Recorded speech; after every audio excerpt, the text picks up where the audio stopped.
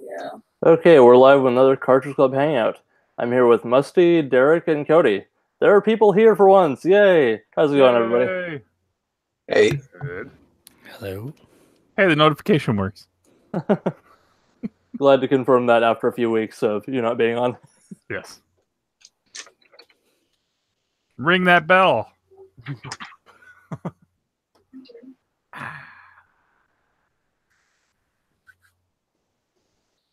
And we've suddenly gone quiet. Yes. So what's everyone been up to? You want to go first, Musty? Because you haven't been on in a few weeks. Sure. I mean, what have I been up to? I put the VR headset on for the first time in a while. That's been exciting. Nice. I'll talk about that with pickups and stuff, but yeah, I've got some things. I got some mail today. We'll get into that later. I don't want to, but I'm going to tease it a bit. And later I'll get some more viewers. We'll do I'll spin the wheel for those who entered the drawing for the PRGE games that I was putting up for my giveaway. So we'll do that. But what else have I? Oh, what do you put on your wish list? That's why. Here. It's always a good time to put things on wish lists. Yeah, it's the season for it. It is the season. Yeah. Yeah. That's fine. I've got some PSVR accessories on there. Like those other headphones that John Riggs was showing off. I don't know if you guys watched that by chance, but it swaps out the earbuds. Like you don't have the earbuds anymore, just as actually like a circular foam headphone that sits on your ear instead of in your ear. To make it a little bit, I don't know. On the HTC Vive, that made a huge difference. Really? Okay. Yeah. Because you just don't have the heebie-jeebies of sharing earbuds with people, or No, because the earbuds you put in, they would always fall out, especially because you're moving so much. Mm-hmm. And then having the cord as well was annoying. Just having a cord, even though it's a thin cord and it goes behind, it was really annoying. I could see so that. Not having that cord at all was a huge difference. And also for pulling away quickly, like I don't know about the PS4 ones. I never used them. Yeah, they snap out. They can spit out. So the Vive ones did that as well, and so did the Oculus ones, the Vive aftermarket ones, and yeah. Okay. I imagine not being plugged into the Matrix would help your movement. Well, you're still plugged in, but it's not plugged in another cord, basically, especially for head turning. Directly behind your head. Well, there is still a cord that comes directly out the back. It's a little higher, but yeah. Still plugged in. That's why I have attachments on my ceiling for that cord to keep it up and off the floor and out of my way. That seems practical. It is, because they're it is, carabiners. Yeah.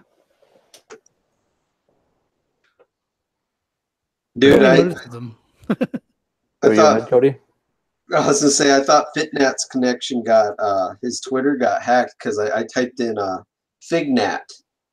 Yeah, no. FigNat, and I was like, "What is this?" It was like at FigNat, and I was like, "What is this? Did his stuff get hacked?" But I didn't see it's FitNat. So yeah. There's another username with like just one letter off. Yeah, it's FigNat _. Okay, FIGNAT _ Natalia. Oh, is it? Yeah, there is a FigNat, not Fit. Now I'm following the wrong person there too. The hilarious thing is, a lot of people make the mistake of saying FigNat, which is really irritating. But actually, Cody, I realized I've never actually explained what that username actually even is. And people watching it, I have on here for you guys, but not to him. But and a reminder for people, it's an easy way to remember it. It's actually an acronym that I came up as a username on Xbox because I couldn't think of anything. And I eventually made just a acronym out of what I ended up saying, which was "fuck it, the good names are taken." Jeez. And that spelled out FitNet. Done. Yeah, man. Like, I'm not getting any of your tweets. Like I've been looking and it's like, what the heck? Did you obviously got the notification? At FigNet or FITGNAT. No underscores of any kind. oh, okay. All right. I'm pretty sure you do follow me. It's just You're just not on the Twitter a lot. no. Actually, I am. You should see all the tweets I do with Toe Jam and Earl. It's hilarious. No, I'm not. They added me as a mod on their Twitch channel. Yeah, I was like, dude, that's awesome.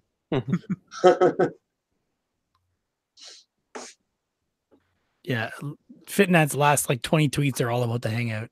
Yeah, I haven't tweeted about anything at all. Starting soon and then the link. Starting soon and then the link. Yep. Gonna be late. Link. Yeah. Yeah, it worked out. Like I brought my tower out in the living, the TV room to frickin' do the updates to it. It hasn't been plugged in for like 6 months, and it was like been updating all afternoon.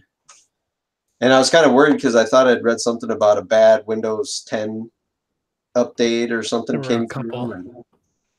It doesn't seem like it's affecting my tower. They were all pulled pretty quickly. Yeah, so luckily it's not messing with it because I was going to set up for the stream and get this stuff set up, and since I haven't messed with it for a while. Sorry, go ahead. No, it's fine. I've forgotten what the heck we were talking about. Some VR stuff, I think, was the topic before. Yeah, I was just like, I'm finally getting back on the horse with that. It's just been I had finished Farpoint and Moss, and just kind of like other things got in the way. But okay, fine, I'll just show it now. Tetris Effect is out, and it's amazing. Yeah, the temptation grows on that one. It is awesome, and even if you don't have VR, like a good set of headphones, and you're set. I mean, that's one that you could play in the dark, and you would get a similar effect. But it's really good, and there's I heard that there is because like there's like a community thing in there where like X number of people need to complete this challenge every week, and if it happens, at least it happened on Saturday, and I missed it because I hadn't had a chance to. Maybe I hadn't picked it up yet. It unlocks 1989 as a map or as a play screen, which is the Game Boy gray green Game Boy with the Game Boy music that still functions in the same way that the game does in all of its other modes. So like every time you like flip a piece, there's a musical tone that like fits in with the music.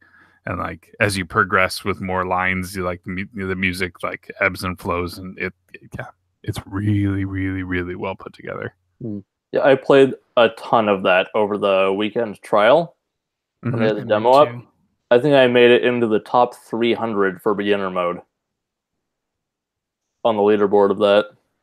Nice. Yeah, there were a bunch of modes that were blocked off, or like different variations on it. I've been playing Journey mode, which is the single player. I'm sorry, it's all single player.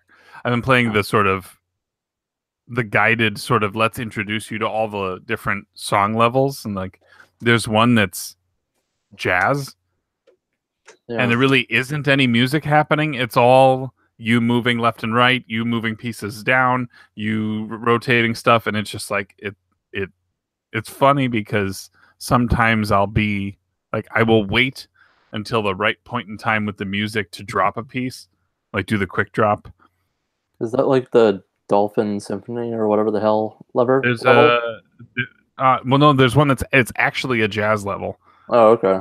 Because I know there was that extra mode if you go into like challenge or marathon or whatever it was in the demo. That was the jellyfish chorus. Jellyfish chorus. Like yeah. Dolphin but there is Symphony. Just that's right next to it. there is a dolphin level. There's one that's like in a desert, and the sounds are like swishes through like sand as if you were like walking through it. It's crazy. Like if you're the type of person who like digs ASMR, like that kind of audio stuff, like there's a lot of things that you will enjoy in that. But no, it's a wild take on a game that is coming up on 30 years old, right? In video game years, it's ancient. Right. Is just super well done, and of course, it has the legacy, right? Like it has the Res and the Luminous legacy. Yeah, it's awesome. So high recommendation, even if you don't have VR. High recommendation from me. If you have VR, it's a no doubt. It's a no doubter if you have VR. The thing is, that's actually gotten me somewhat interested in VR. Just like being immersed in Tetris that much. Because I like Tetris. Not sure if anyone's noticed. After we did the Game of the Month for Portable. Anyway, hey Eric. But hello. Can you hear me? Yes. Yep. Okay, What's up, Q Dog? Hello. I was talking up the Tetris Effect. Yeah, it's gonna make me want to get a VR. I was just saying the same thing. Do you how many of you guys follow like Kickstarter stuff? Not really. I don't. Not me. There's this really cool game coming out that it caught my eye today. It's called I'm gonna have to look it up now. But there's this game that looks really pretty interesting that I'm pretty interested in now. Let me look here. Here it is. It's on my save. Hazelnut Bastille, a 16-bit indie adventure. It's already been funded. It's got 15 days to go. It's a Zelda-like action RPG. Hazelnut Bastille, though, check it out. It looks pretty cool, and the soundtrack sounds pretty cool too. And they're out of Virginia Beach. The guy's developing it, and they're gonna have it on consoles too. So Nice. Yep, that's something I seen today that I thought sounded pretty cool that I'm interested in. I don't know if I'm gonna back it, but see. It'll be available soon. I mean, it's already backed. Ish. I mean, it's already funded. Yeah. That doesn't mean it'll be available soon. It means it'll be available within the next 2 to 5 years. Yeah, that's Maybe. very true. I mean, the Toe Jam and Earl project, like I funded that, and I was looking at that just the other day, and that was 2015, and it's just going to be coming out next year, first quarter next year.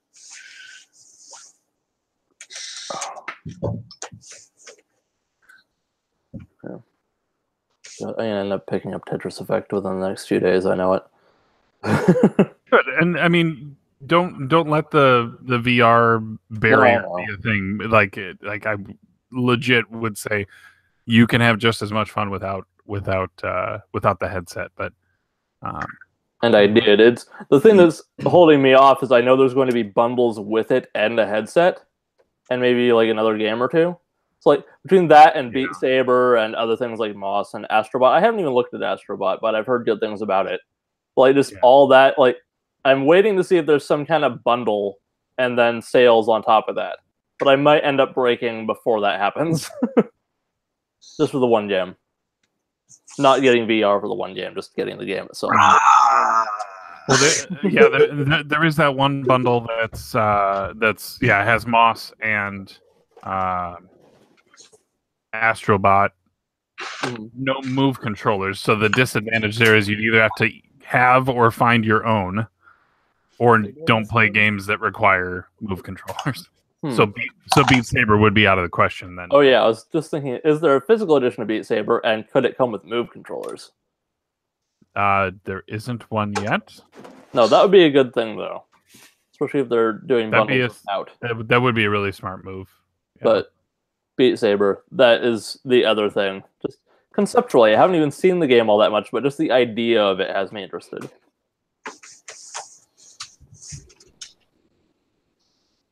Yeah, the what was the other thing?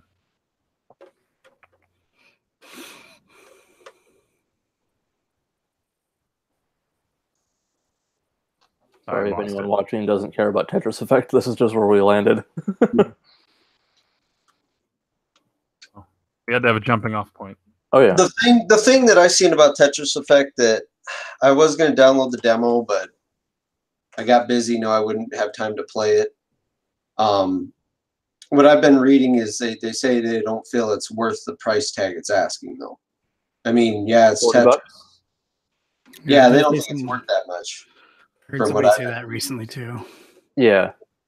You know, and I mean, Tetris is cool. You know, you can spice it up any way you want to do it, but I mean, I'm not a big, huge Tetris fan. Like, you know, I'll play the games that are like Tetris-y, you know, but I don't feel it's worth $50 or whatever they're asking, $40, you know. I mean, the VR, I'm not really super impressed with what they're doing. I mean, it's really cool to put it on and check it out and get in that immersive feel, but it's not what I'm looking for just yet, you know. I mean, I want to feel something that's like an MMO or like a let's say, like they were talking about doing what the heck was it, Final Fantasy 14 and online in VR.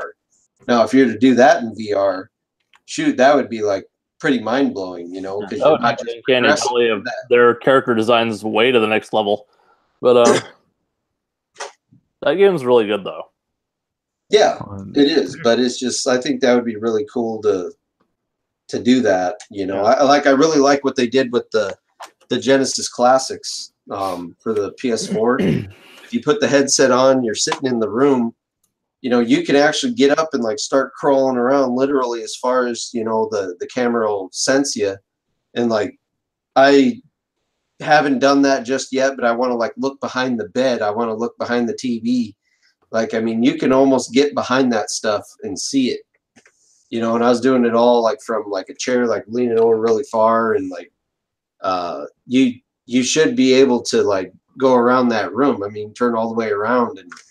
And I forgot that was the thing they did. That's awesome. Mm-hmm. It was a free add-on. Yeah, it was a free. Yeah, they added that free pack. That works for PC as well. That's cool. What? Yeah. Yeah, for Steam, if you get the Sega Mega Drive and Genesis Classics, it also works with HTC Vive. Oh, nice. Yeah, I mean, if you want to check something out, just that little hole just setting there is pretty cool. Like I took a picture for my tweet. I tweeted it out, like the VR, like the game rack, that how they have it set up. And it was like almost like, man, I want to set mine up like that, but I got too many games. So there is like an action RPG on PlayStation VR that I've heard really good things about called Preta, but I have not tried it myself, so I can't speak to it. But yeah, I have heard that before, but I don't remember what it is. Yeah. Preta, but yeah, it's like a third person action RPG, like real time combat kind of thing. I'm trying to think of what I can compare it to, but the games that come to mind are ones that you also may not have familiarity with. So, what is it? It reminds me of Sudeki, like one of the characters does. Okay. The Xbox. Yeah, I have a review pulled up. I'll drop the link in the Hangout chat if you want to take a look at it. When I first picked up my VR, this was one that, like, there's one community that was really, really crazy about it, and yeah, and so they were trying to get me in, and I just like I don't know, long RPGs and headset like might not play well with me, and I just picked this thing up. That was my thinking at the time. So I kind of pushed it to the side, and yeah, I mean, VR is a tough thing for people because it's not a uniform experience for everybody. People react differently to it, and people want different things out of it. And so I totally understand where you're at with it. And so, of course, I can only say my experiences have been good. And to those who know what kind of games that I enjoy, know that I've seen good implementations of things like first-person shooters.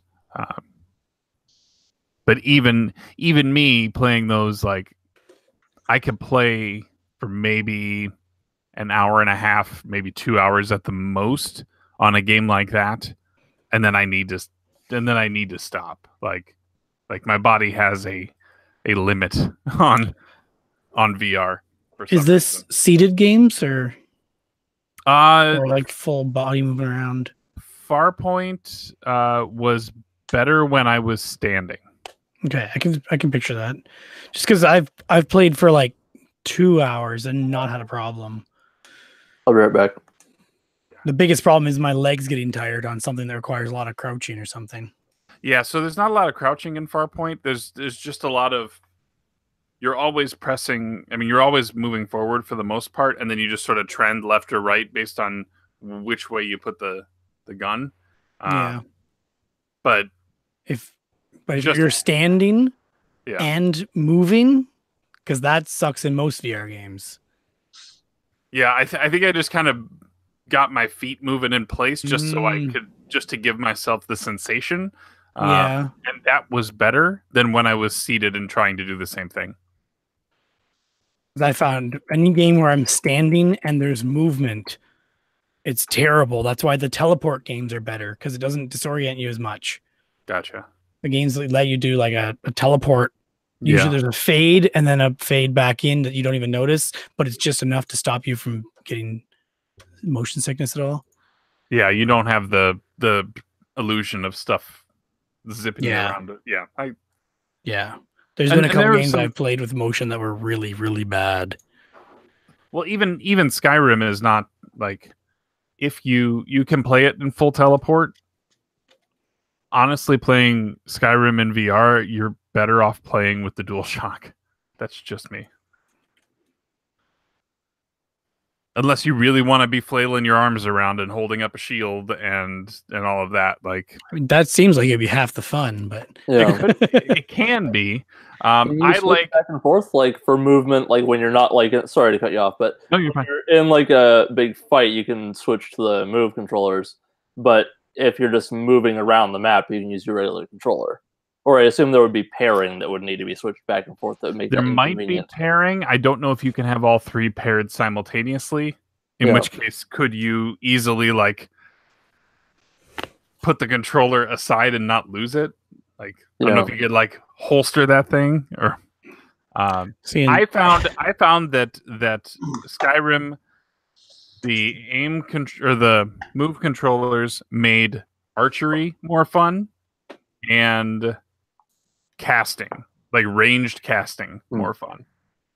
So I suppose if you were a character who focused on any kind of casting, or even like a necromancer or something like that, that could be a lot of fun because you're not really getting in the fray yourself in those situations. You're bringing up things and you're calling in, monsters and stuff like that. That's good.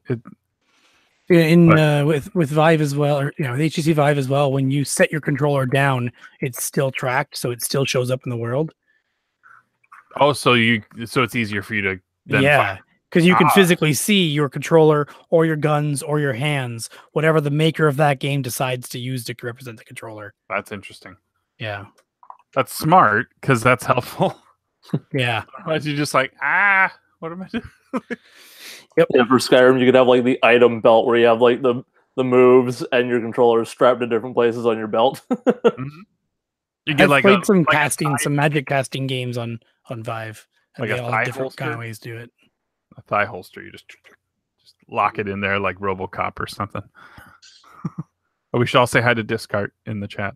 Hey, Discart. Never have the chat. Hello. I always forget.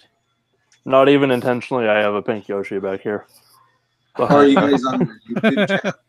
The YouTube chat, or Yeah, What? if you Oh, pull it up, Forget to. you can pop the chat out so you don't have it. You're not eating up bandwidth. Also having the chat going. Oh, Mike's here too. Hello, Mike. Retro Lectors, Mike. Retro Lectors? Yep. Hi, Mike. Mike, did you see the announcement of Barry, the next Barry? Yeah, was Game that exchange. April 7th? They're still sounds doing right. that? Still doing it. I'm just kidding. Are you coming? I just threw that out. No. I don't know. I don't think we're coming, but maybe. It's It's the week before Midwest, right? Yep. Well, all right. Here's the plan, Musty. We cut out. We go out to Midwest, or we go out, get into Chicago, drive up to Barrie, come back, go to Midwest. Perfect. I'll take a week off. We'll hit 2 expos in 1 week. In 1 week. Just get up there on Sunday for that, and then turn right back around. Turn right back. Well, we could spend Monday at Tim Hortons. Oh wait, yeah, we'd have the whole week. Yeah. Sweet. I would. I'd be off work. Right? Drive up there. Let me get Melissa on this. I think she's gonna want to know about this. Are you serious? No, not really. But Let me it's know always a so I can take possibility. time off work. I'm not going to Midwest, but I'll hang out. Yeah, I need to look at next year for cons and stuff. Especially if C3 is going to materialize in some form as well. Oh yeah. But, is someone planning that? Because I think by this time last year,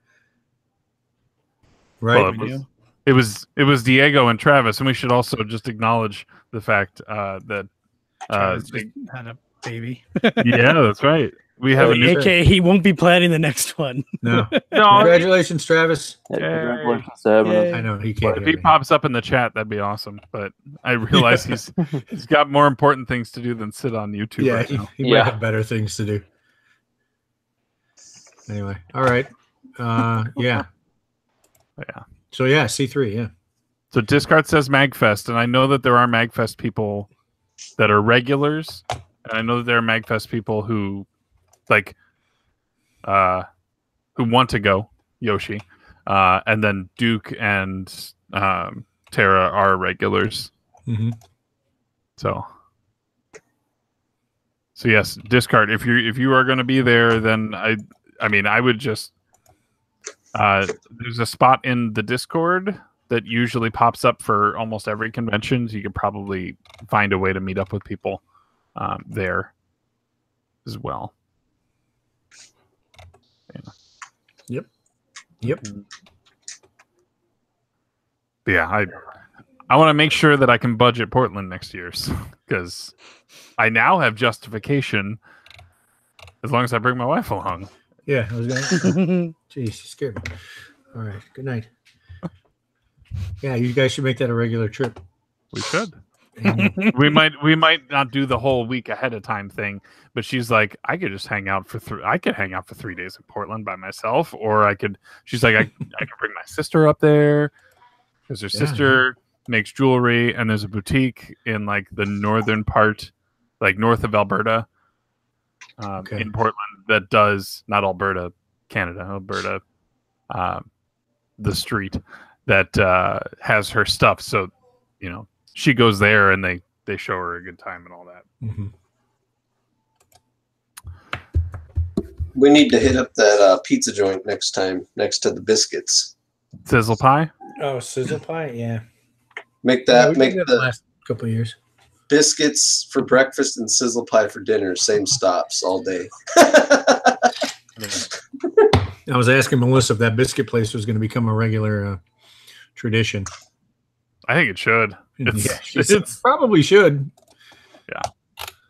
I mean, it worked out perfectly. There wasn't a long line. They got us in and out relatively quickly. The food was, I think everyone's food was as advertised. Yeah. You know, I've thought back on it and wished I would have got the Reggie.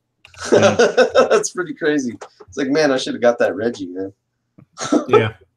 I think that's the way to go. It's good stuff. Hey, let me do this drawing real quick. Let's get this out of the way. So I should just preface that the like 30 seconds on both sides of this I'm going to be putting into a video. So just know that that's a thing. But I have everyone loaded up into this wheel. Everyone. So the precursor was you had to be subscribed and then leave a comment about your favorite thing that I picked up. And this was kind of difficult because there's not a lot of people who use the actual term favorite. So I kind of softened on it a little bit and said anyone who brought up a game that they saw in the pickup video, I counted that. So I'm going to roll it twice. Wait. Yes. Is there any way that you can add me to that? Here comes a new challenger. When was the cutoff? There's always one. The cutoff was actually like last week. So There you go. unfortunately, 30 seconds ago, whichever. That was a good try. Sorry. I can't. Wait, for the integrity wait, of this, I can't do it. Change it up Okay. on the fly. Nope. Sorry. I said it was open for 2 weeks. I should have done this drawing last week, so I can't. So, anyways, here's everyone that I have on here, and this is everyone who, in some form or fashion, mentioned one of the games and either said like, "Oh, that's a great pickup," or "I like this," or this is what we landed on. So I'm gonna spin Wait. What are you doing? You gotta remove killing Curtis. Why? Just cause. He did. He followed the rules. No, I just said remove him because Now I'm gonna have to start it over. You guys are killing this. Yeah, I was gonna say, do you want to start another 30-second buffer? Oh, okay, I'll mute. You don't need to do that. Okay. So this is everybody who had made a comment on this video and is subscribed and acknowledged one of the games in the video. I softened on that a little bit. So I'm going to spin it 2 times. The first time is going to be the winner. The second person is going to be a backup in case that first person does not get in touch with me or they decide that they don't want me to send it to them. But we'll go ahead and we'll do that. So spin number 1. This person wins Gauntlet Dark Legacy on the PS2 and Fable The Lost Chapters Platinum Hits on the Xbox. And the winner is... Come on, John Aguilera. Come on. No. The Ice Pirate. Okay, so I will be reaching out to you, Ice Pirate. And again, if you see this before I've reached out to you, please ping me in some form or fashion. I'm pretty sure you're on Twitter. However, if I do not hear from you, let's do this again. I could take him off of here. Take him off the list. Apply wheel changes. Okay. So now this would be the backup in case I don't hear from Ice Pirate.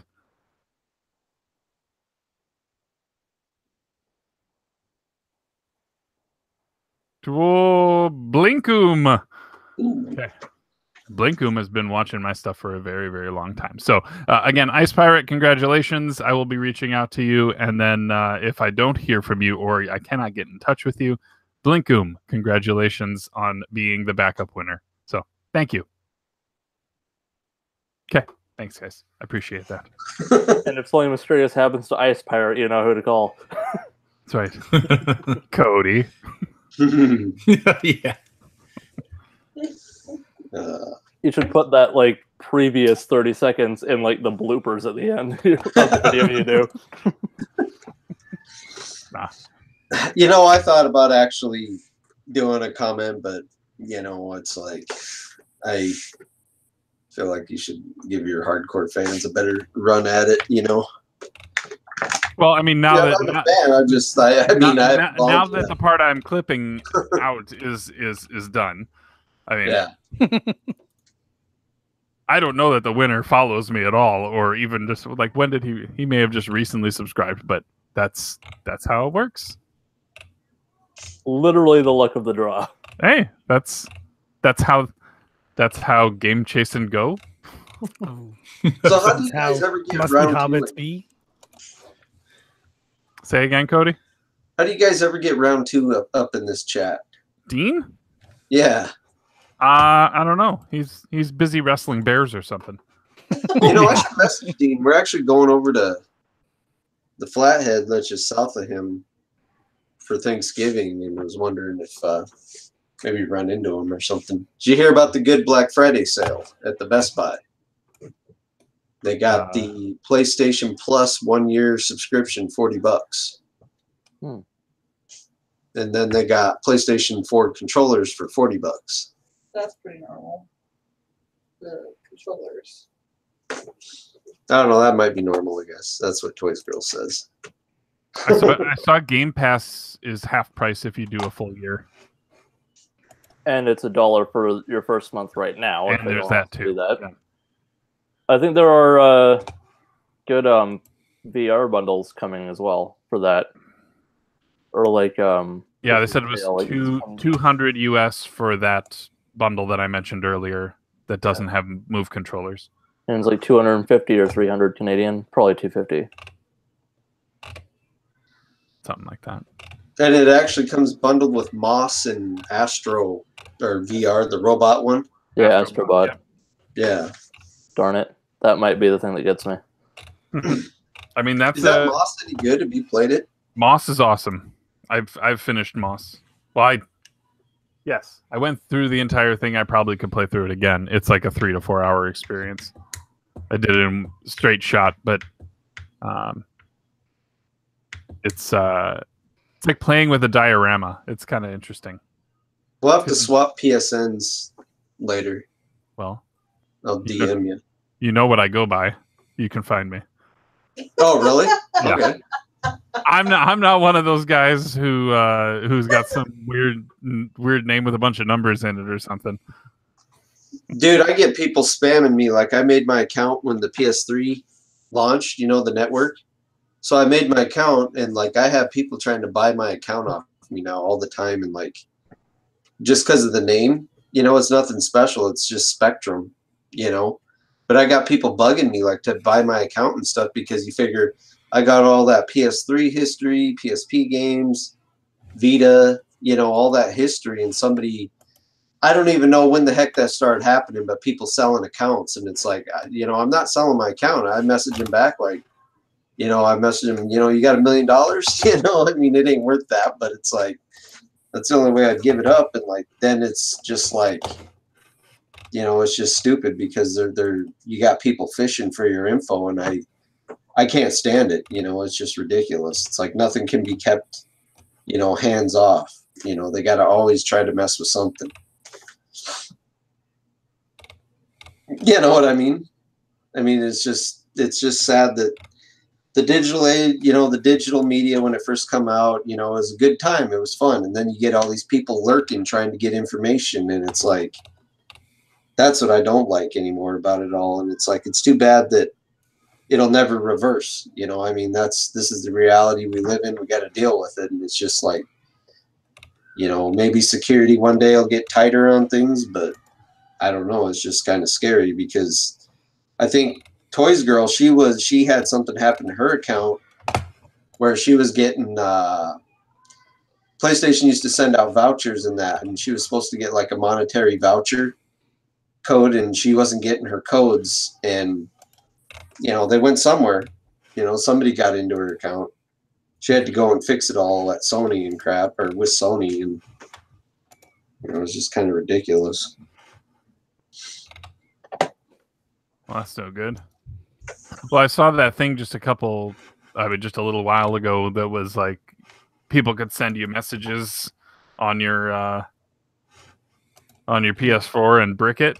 Yeah. Just by opening the message, but that's craziness. But when you think about the licensing on gaming, I mean, I know I'm going off subject here a little bit, but there's no subject here. This is subject. I used to go crazy on like Uncharted 3. Okay, Uncharted 3 had a huge promo program going with Subway where like you could go there, get sandwiches, get PSN money. You could get costumes for your character in game. and then you could get like themes, and then you could get golden guns and stuff. So like, dude, I was like going to Subway like crazy. Like I got the Subway shirt, I got like a Subway sandwich that you could use in PlayStation Home. I got like the golden guns, like you could get all the golden guns like AKs and pistols and like all these different shirts, and that, you know, they'd say Subway on a Subway hat. I remember the hat, the Subway hat. And like I was just talking to a guy about it the other day. I don't know, man, like I made some friendships on the PS Network where they eventually, you know, we swapped phone numbers, and like I'll have these guys call me out of the blue, like after not hearing them for a year, like, hey, what's up, cuzzo, you know, and like just being crazy. And like we were talking about the Subway promos, and we were laughing about it because those Subway promos actually went away over time. Like later on in the life cycle of the multiplayer of Uncharted 3, I went to find that Subway shirt in the store to download it because my PS3 had crashed and I had to get a new hard drive, and I went to download everything again from the game, and those promo items that said Subway on it were now like a blank t-shirt or a blank cap. So it was like, what the heck, you know? They only had that so long, and then the promo got wiped out, you know? But yeah, that's the we went off track. We went off track. On a tangent of craziness. Well, I remember like PlayStation Home, man. I'd put that sub in my hand and I'd be walking around in there. Like, did you guys ever play Home? A little bit. Any of you guys? And like, I'd get that sandwich and I bought some of those dance moves for that game, and I'd be like doing some dances with that sub in my hand. Yeah, I crazy, didn't get a PS3 until last year, so I think by that point, Home had kind of run its course. Man, that, you know, they really, I can't believe that they just ditched that, because like the way things are now, it's like they would have went straight forward with it like they did on the PS3 and built from the beginning. I think it would have just kept building on it more and more. And I'm just surprised they ditched it. Well, not now. It's Rec Room. I mean, that's the free VR thing that they've got that effectively does all of the same thing. It's just like there's actual voice, like you're physically you feel like you're in the room. There's John Riggs does a podcast from inside that app. Oh, okay. Yeah, like, I like, didn't know that. Like it's him and 5 other guys. They go find a couch somewhere in the environment, sit down and talk to each other in VR. It's a wild concept, but it works. Like they actually like look at each other and they're talking. Like it's wow.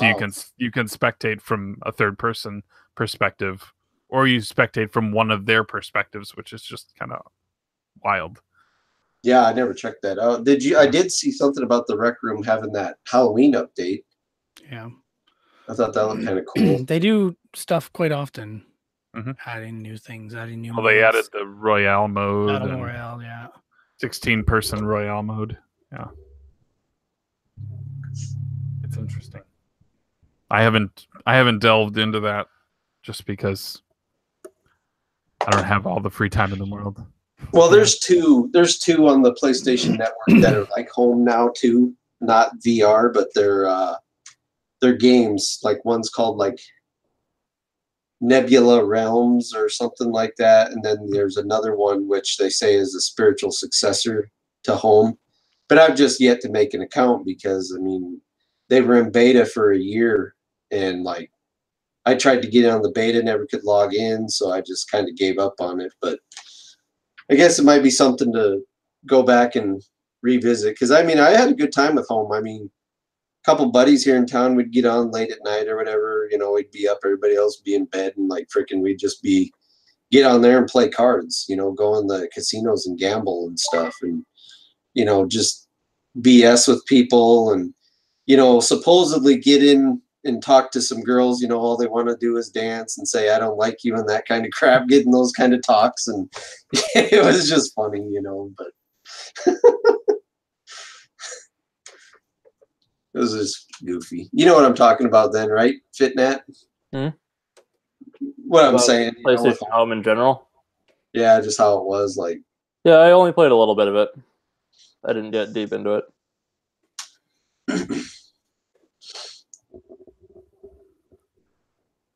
Yeah, it is weird that they just kind of dropped it. Well, I mean, you figure all your purchases too. I mean, that's one of those games where they really prove that your in-game purchases can just go down the drain. You know, because I mean, I probably spent, maybe not a whole lot, but I know I had some digital currency still. That, I mean, you'd have to buy currency for the money at the gambling tables. So I know I still had money sitting in there, like probably like $10 or something.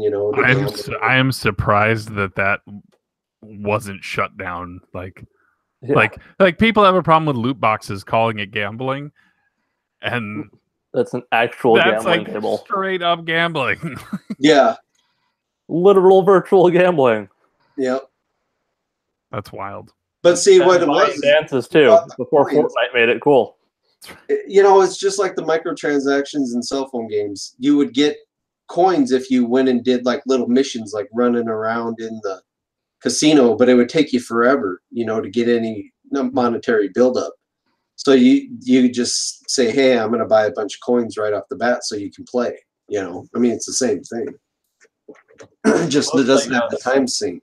Yeah. The most I got out of home was a few free PS1 games. I think that's why I started it up, because they were giving away free PS1 games. Yeah.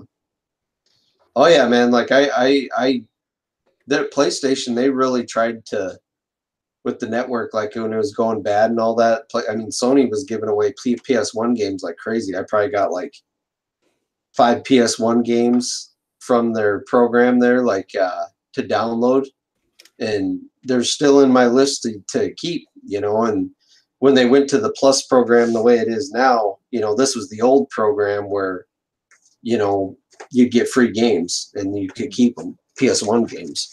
Yeah, I think from when the servers went bad, I got Wipeout HD with the Fury expansion, and what was that freaking twin stick zombie shooter? It was on there. Oh, zombie. Not Zombie Nation. Yeah, not Zombie. It was like a cartoony one. It had flames on the logo or something. Yeah. Arizona Sunrise? No. It was.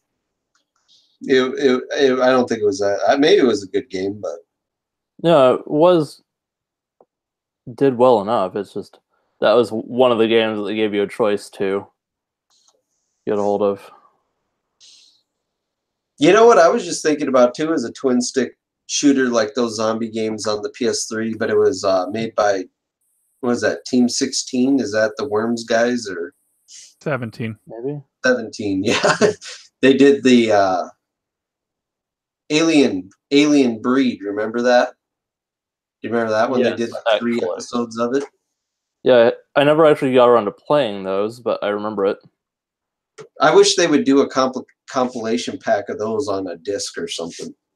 That'd be something I think that Limited Run would be pretty cool to run one of those, because like you go to re-download them off the network, they take forever. I mean, they should not take that long to download, and the games are supposed to go in order 1, 2, 3. Well, they're not in like a central hub, so you play one, you complete an episode, you go to the next one, in which I'm only on the second game of the 3, but it'd just be easier if they made it all on one disc in a way to just like jump from one to the next, Yeah, if they re-released a remastered Alien Breed trilogy, that would be cool. Now, what was that originally on? PlayStation 3, seems like. Was it original PlayStation 3? I thought that was a remake from something in the past, like a PC game or Amiga or something like that. I can look it up, but the game I was trying to think of was Dead Nation. That's why I got Zombie Nation out of that. Oh yeah, Dead Nation, yeah. Yeah, I think it was on PS4 as well, so you can look that up if you want to. So, yeah, okay, so Alien Breed. Yeah, I could have sworn that was like on a different system in the beginning, and I was reading it was a remake or something. Yeah, developed by Team 17, primarily for the Commodore Amiga in the 1990s, heavily inspired by Alien. Then in 2009, the series was revived. is Alien Breed Evolution. Yep. Yep. So you hit the nail on that one. You know, and at that time in like 09, I don't know, were you guys like collecting hard at that time? Any of you guys? I wasn't. Think so. No. I wasn't paying attention to game prices. I wonder what those prices run for that. Yeah, I think I may have been like looking into it in 2009.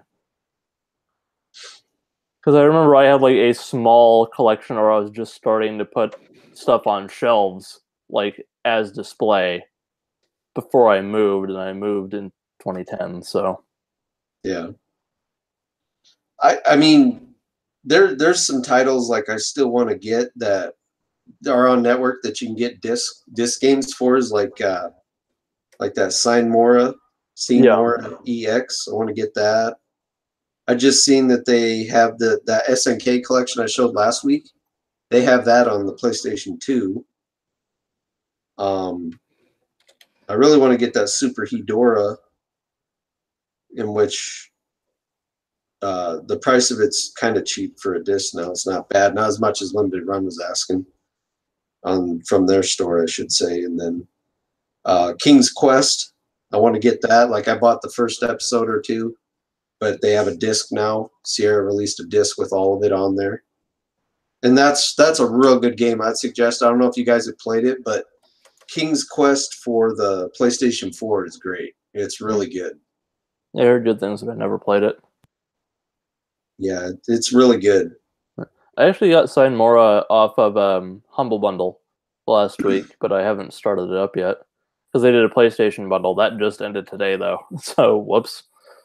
We got some good games out of that with signed Mora EX, Darksiders for the 14th time, and Titan Quest. What was the freaking the other, not Darksiders, but the turn-based one, similar style, art-wise, same artist. Sure. Cartridge Club guys were talking about it for a while. It's the Western turn-based RPG, and the bulky character designs. Think about Kingdoms of Amalur, because that's not a No, that's not turn-based. I can just pull it up. I have Battle Chasers Night War. Yes, Battle Chasers. Thank you. What's that? Generic names 2017. It's based on an anime, right? It's based on a comic book There we go. by the guy that did the art style for it. That ran for like 9 issues, maybe, but it never finished. So that was an odd revival choice. But hey, if you own a property, why not revive it? Yeah, you're seeing a lot of that now. The revivals in which it's like, you guys should have done this 10 years ago when I was still thinking more about it, you know? Like Bugsy, I mean, the first game, you know, I talked about it last show, Bugsy, I mean, you know, that was a bit late, but they're doing another one. The other one actually looks good because it's made by the Bit Trip guys who did Runner. So I think it's going to be a Runner style Bugsy. Part of it, at least. It looks cool from what I'm seeing from the trailer. I'm pretty pumped about it. Actually, that doesn't sound bad for how Bugsy played before. Having a runner for that with the yarn and the gliding and just his general platforming gameplay, that would translate fairly well, actually. Yeah. And they're doing the different characters, too. Like, you can be a Wooly, or like some of the other characters, some new characters they're introducing into the game. They would have to. There's not that many. So you can fly. You actually like get on a little. Some of it you get in like one of the little woolly alien ships and fly it. Yeah. The yarn UFOs. Yeah. So I'm actually kind of hoping that does good for them. You know, I really. Yeah, if that's a little free to play thing, I might give it a go. If you ever see Bugsy on the PSN go like for $5, I mean, it's worth a play. I mean, you could beat it in a day or two. You know, I mean, you're gonna have to farm some of the yarn trophies, but you know, it's not bad. Yeah. Actually, speaking of just weird, random, too late to be relevant revivals, did anyone ever watch not a video game, but did anyone ever watch the cartoon, the season of ScoobyDoo where it's Scooby-Doo and the 13 Ghosts of Scooby-Doo. Did you? 13 Ghosts of Scooby-Doo? No, a long time ago. You remember? Kind of. Toys Girl remember. She's a Scooby-Doo fan. Yeah, it was like 85 to 86, and they didn't even get to the 13th Ghost. It didn't run long enough. I don't know why I'm speaking weird now. Anyway, point is, they're releasing a movie called Scooby-Doo and the Curse of the 13th Ghost, where they go back and they find the 13th Ghost. Oh, jeez. Oh, really? They're living off of somebody's like building up hype about it is what they're doing. Yeah, it's like there's a trailer for it, and they literally started off, and it's like they're retired now, and Fred just sold the mystery machine, and they're like having a yard sale, and someone picks up like the crystal ball from the season, and it's the wizard tells them, it's like, Scooby-Doo, I've been trying to get a hold of you for months. I finally found the 13th Ghost. But look at the trailer; it's insane that they're actually doing that. And that was in the era where Fred and either Fred and Daphne or Fred and Velma were not in the show at that time, but Scrappy-Doo was. Of course he was.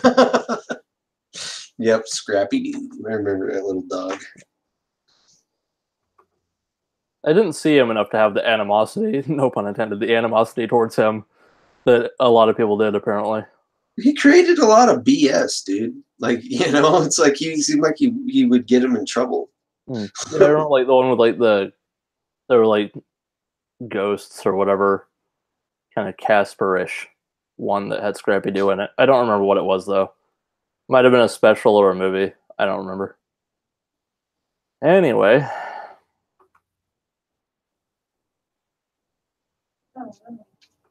You know what I would like to do if I had the time or like enough people interested in it is like this resurgence of FMV. Like do a FMV game, and just choose your path, have all these different little cutscenes filmed and all that, and then downscale the video to, grainy resolution. Musty, you want to chime in on the FMV video game discussion? It seems like it's getting like people are like living on it right now on a couple of these games. Like it's like, I think who the heck was it? Observer. I haven't played it yet, but my buddy said it's awesome. But they've done 2 games now, I guess. Yeah, I don't think that's FMV, but and I think what? No, go ahead. I thought I heard someone else talking. Anyway. I think the other game you're thinking of with Observer is Layers of Fear. I think it's the same developer, but that's not like a series. At least I don't think so. I could be very wrong. Like another cool one, we just played it, was the Quiet Man. My buddy came over. That game was it any good? Because it looked super underwhelming and like... For a Square Enix game, it doesn't surprise me, and it reminds me of the Bouncer game engine, like the way the characters move and stuff. I was like, dude, this is straight up the Bouncer, and he was like, oh man, that's exactly what I was thinking too. And like, I mean, the guys move just like you're in the Bouncer, the way they fight and all that, but I mean, like, but to me it's like, why would you not lean on that as a franchise if you have it, like... This weekend he's coming over and we're gonna do the they added the basically the first part of the game after release is you played from the perspective of deafness, you can't hear, and the whole game, I mean, it's freaking whack, dude. I'm just like, whoa, dude, if that's really what it's like to be not able to hear, it's almost spooky, but then again, it gets you pulled in, like intrigued, like, man, you actually could, learn to read people's lips, because like you could almost understand what some of the people were saying, it was like, what the hell? But the patch that came out last weekend, a week after its release or 10-day, whatever it was, but he downloaded it and we're planning on playing it this weekend. So you're going to get to hear the game from the whole perspective of audio, It's crazy. I mean, the story, what you see with the twist, though, it's not even so much about the gameplay, you know, the bouncer style gameplay is like okay, but I mean that's not really what grabs you. It's the story. It's like what is going on here, you know? Sure. I mean, because seeing it from the perspective of no audio, I mean, there's some stuff thrown in there. I mean, I'm not gonna spoil it if you haven't played it. I don't know if you plan on playing it, but I don't. I haven't, but I don't want to assume that others or people sitting listening haven't. But I was just super I was super underwhelmed when they showed that off at E3. It was like the only thing during Square's presser that was like actually new, or that hadn't been shown on another stage or hadn't been teased already, and so it was like, what is this? And then there was a point where it looked like PS2 graphics, and so I was really put off. I know that a lot of us were kind of just like, I don't get it, right? Like in the moment we were just like not keen on it. Yeah. I don't know. Parts of it look really good, and then some parts of it are just like, what the hell, you know? But the story is interesting, you know, from what I know of the story, because we did a playthrough. You know, it took maybe 4 hours to play through it, if that, maybe 3, but it was enough to say I want to play through it with audio. Interesting. Okay. I just wonder if like they saw what Hellblade did and we're trying to like do something that was like, let's grab, you know, this other. I mean, I'm trying not to compare the two because they're entirely different genres and game styles, and I don't know.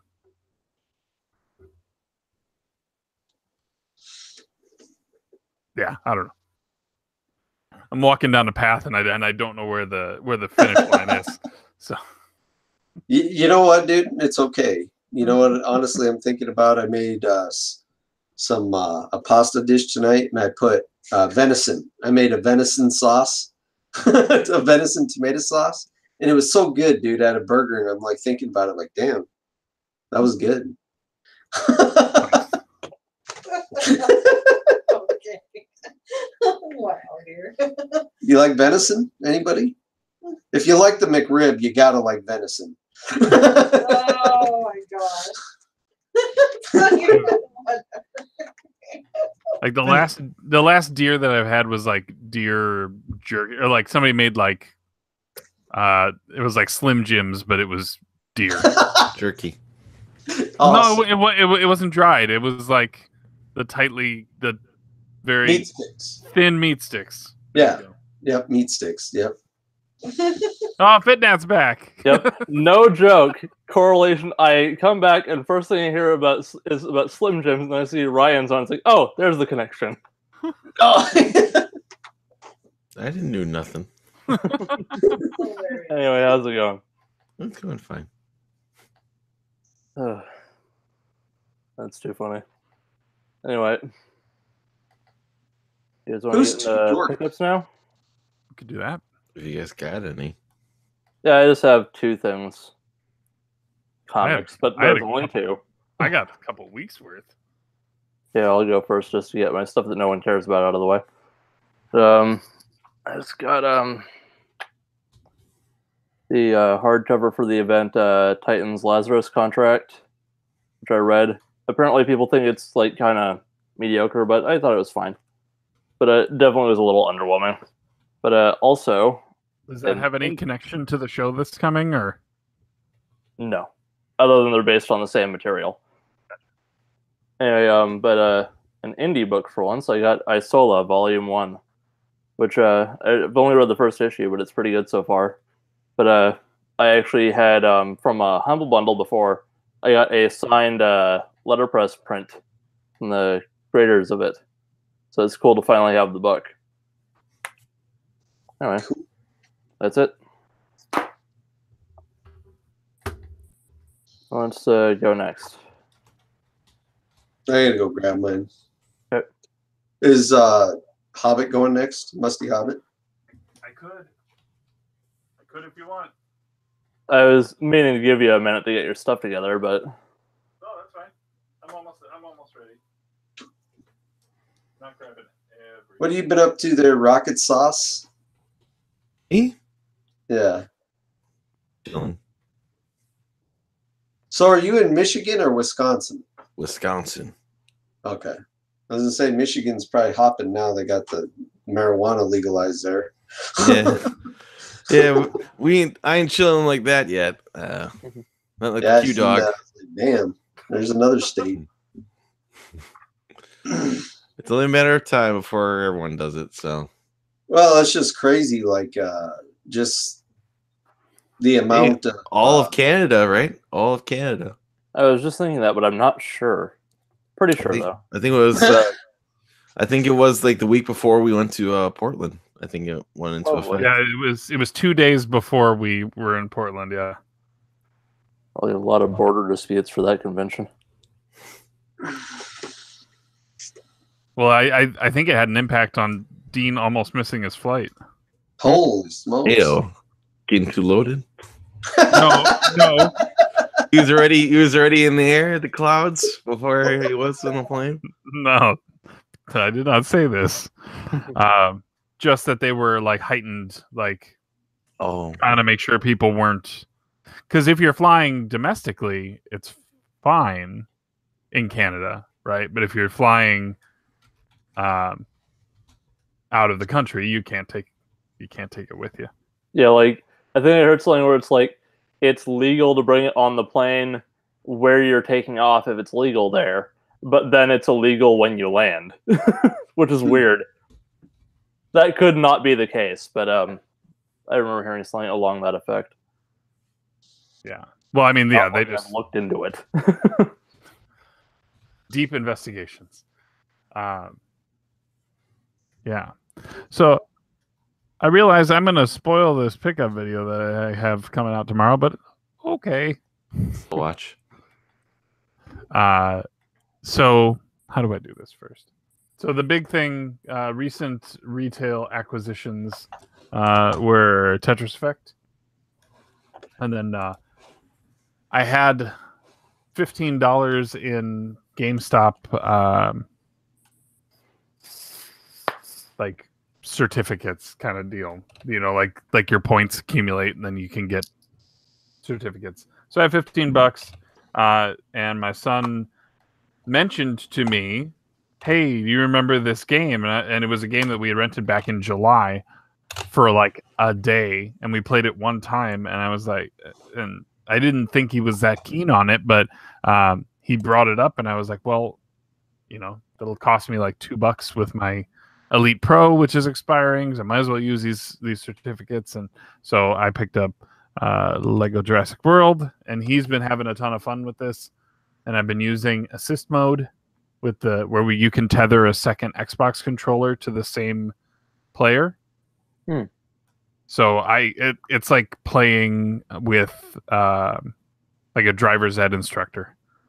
Okay. So I can like help keep him on the path, or you know, if he's not attacking, I can push the button just to kind of make it happen. Yeah.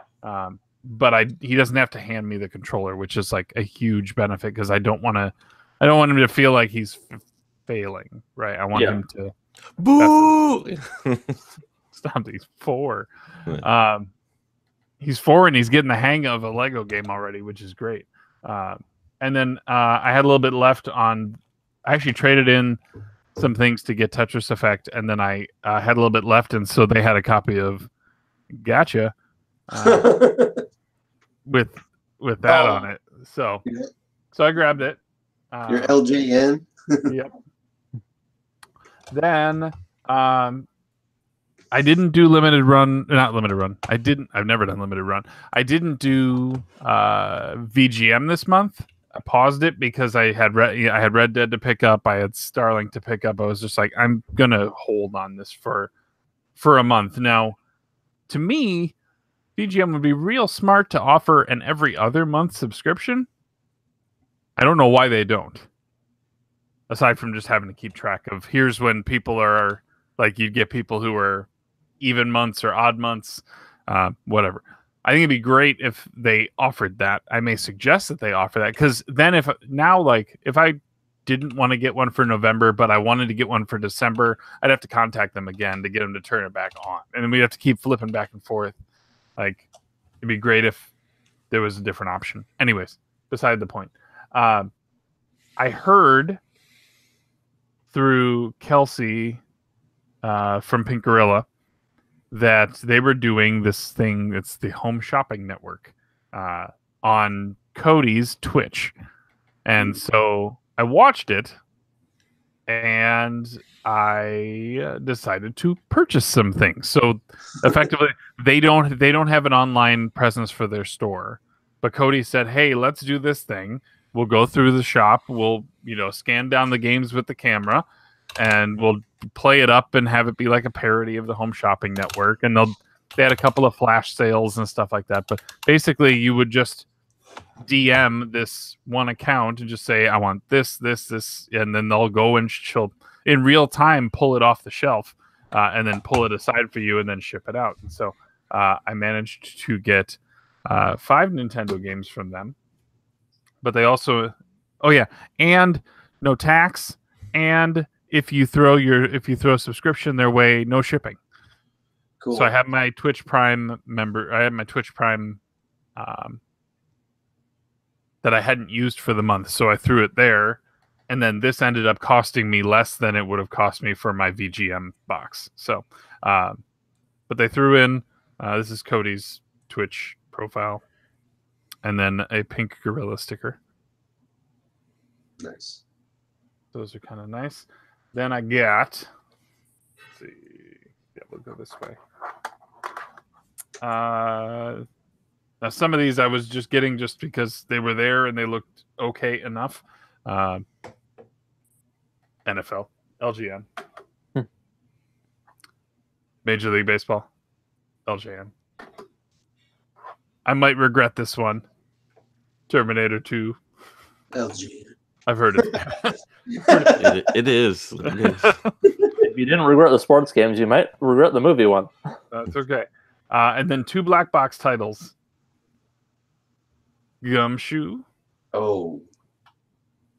And Wild Gunman. And I just watched that guy's reviews. What the heck's his name? He was at the show Cygnus? there. No. What guy? From Colorado. Oh, Jay Dubious. Yeah. Yeah, Jay Dubious. I watched all his little run of his NES, and yeah, I remember him talking about that Gumshoe. Because I've always been like, man, if I ever see that game, I want to pick it up. And like, he was saying it didn't seem like it was worth a pickup, but I don't know. The NES Chronicle or whatever the series is? Chronology. Yeah. Chronology, okay. I mean, I'd still pick it up. I think it's funny how he, how he reviewed on that, but that's cool though. Were you watching all of them on his channel, or were you watching the ones that have been posted to the site recently? The one that was on the YouTube there, I believe it might have been through. I don't know. I just watched it as a huge playlist. Oh, okay, yeah. Enough, so I just watched the entire playlist. Gotcha. Okay, because those are getting released 2 a week until we're caught up on the site now. Like Dean works something out with him. Anyways, I have one. I don't mean to take you away from that. No, dude, I'm interrupting you. Sorry, you got me hyped about the Gumshoe. Gumshoe. I had a friend who has been a longtime friend. Knew, like, we worked together, and then he hung out with my wife before I did. But then he used to play Halo with me all the time, Halo 3, and he was in my wedding.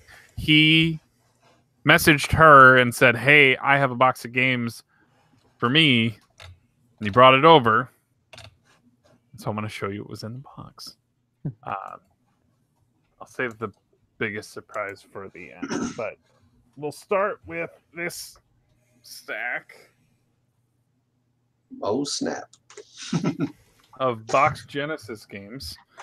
Now, not all of these are, that interesting. PGA European Tour. This one, I was pretty impressed by quality on it. It's Miss Pac-Man, and it's like immaculate. Is that cardboard? It's cardboard. Wow. Yeah. What the heck? Yeah. Good shape too. In very good shape. John Madden Football 92. Complete. And hold on. Get the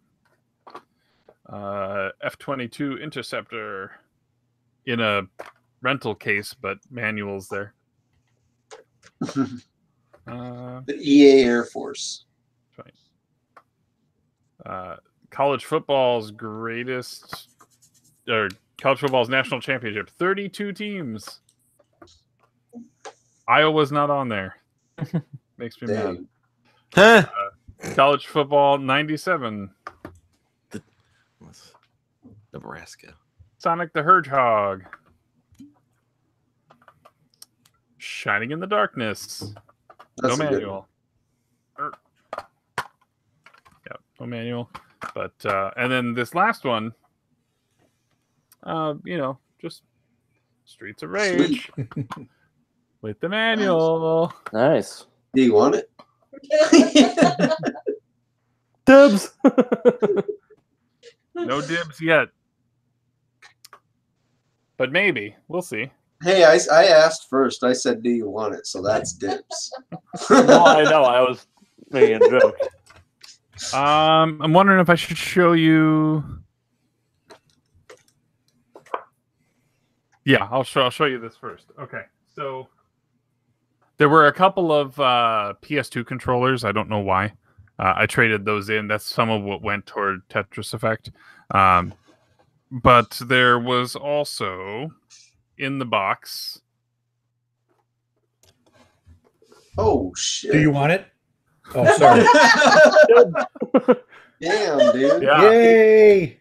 So it does power on. The lights all work. The drawer opens and closes. It won't read. So it had a disc in it, and it read the disc while it was in it. And then when I ejected the disc, it doesn't want to read any more discs. Where's Yoshi? Of all times, where's Yoshi? Don't know how that's possible. Out of all times, I'm sure he's probably doing something incredibly exciting right now, but he should be on here. Like math. Yeah. So What? I have my Model 2, so I don't need to get this to work. This is a nice little shelf piece, but yeah, this was in the box. You know, you gotta have it. You gotta have it for those version 1 BIOS, dude.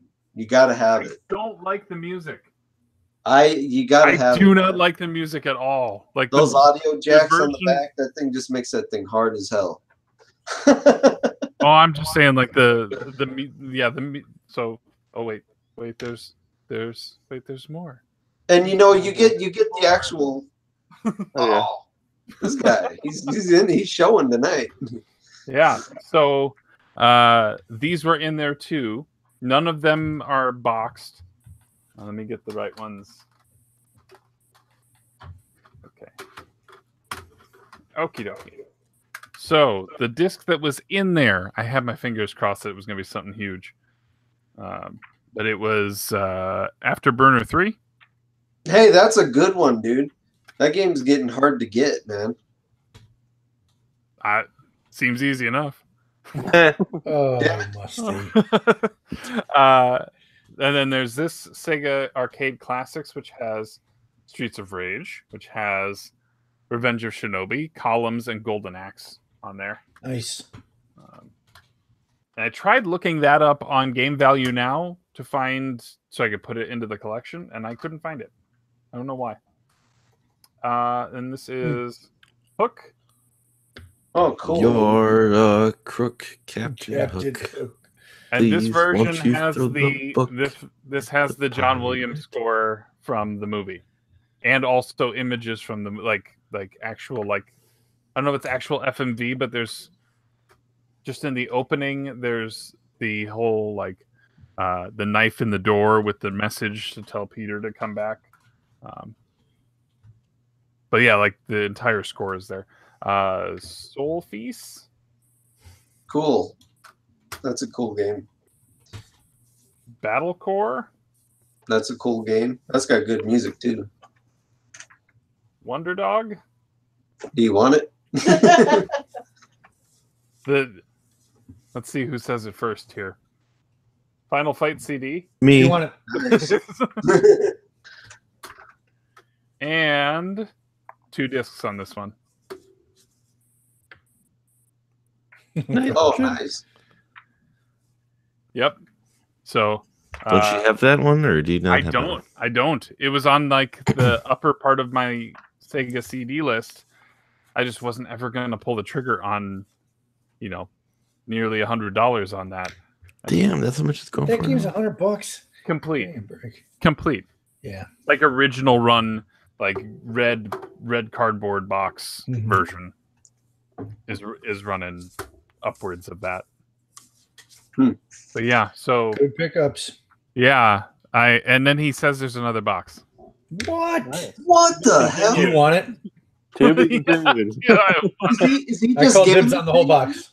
yeah, he gave me the whole box.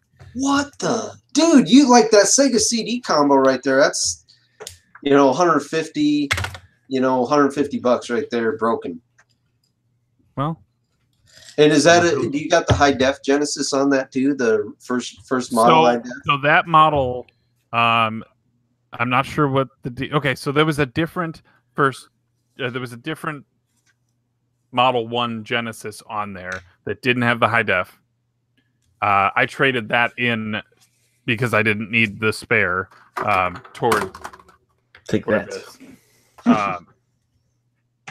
But the one that I have is a high def one, but for some reason it outputs whites with a yellow tinge to it. And I don't understand why. Even when it's not connected to the Sega CD? Yes. Okay. So I don't know. Yoshi. Bad capacitor. Bad capacitors most of the time. Possibly.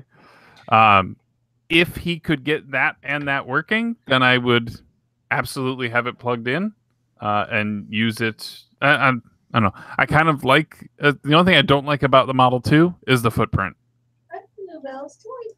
So And the Model 2 looks awful on the... Oh, you meant the Model 2 Sega CD. Yes. A Model 2 Genesis on a Model 1 Sega CD looks ridiculous. Oh, yeah, yeah. I have a Model 2 on a Model 2, and it works fine.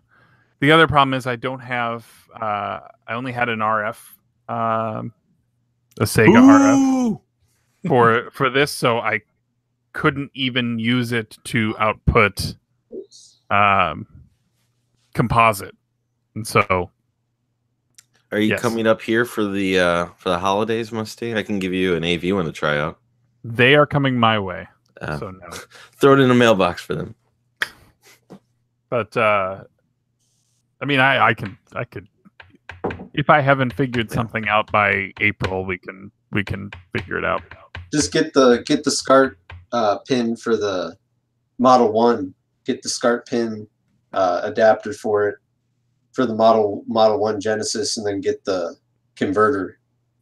I mean, it's pretty amazing the quality difference. When You you suggesting I drop money on a FrameMeister? Is that what you're telling me?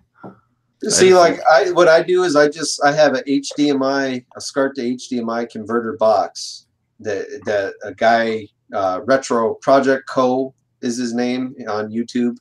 I got his setup that he uses for Saturn, Sega CD, all that, and I followed his setup, and it works great. And I just hook it right up to my capture.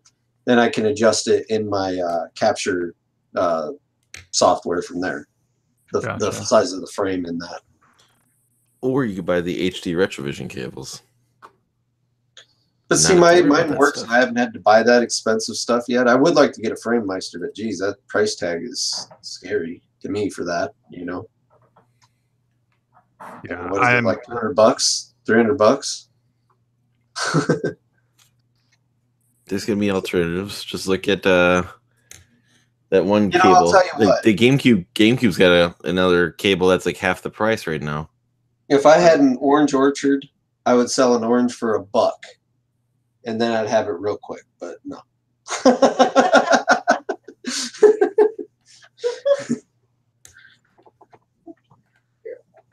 I'll be right back. I'll get what I got. Sure. Yeah.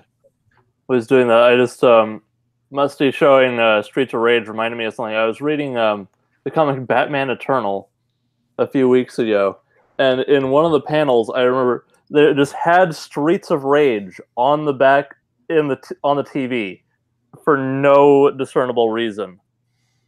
They decided to put that in just as a background shot. And the guy's like talking about a TV show, but it's Streets of Rage. And this comic came out in 2015. Real weird. That is unusual. That is a very random thing, but that was in this. Just reminded me of that.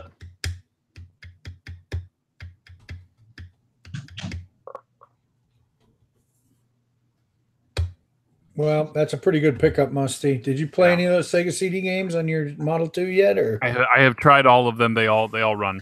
But you haven't really played them. You just tried them. I didn't really dive in. I made sure that I could get past opening menus. But all the discs are. I mean, that box has truly sat. Like they are in wonderful shape. Yeah. Aside from being in jewel cases and not being in their normal, like a lot of those games. Who the hell does that Sega CD game? Well, Puts it in a jewel case. A lot of those games were they were pack-ins. They were either pack-ins or they were cardboard box. Like before they got the blue. Yeah. Like Soul Feast is one of those. Soul Feast and like Classics. Wonder Dog is that way. The Classics one has the Welcome to the Next Level stuff on it. So I feel like that was like later packaging, but like all the other ones had like the red box or the like black box. Aside from Battlecore has the blue Sega CD look. All these other ones have the this logo.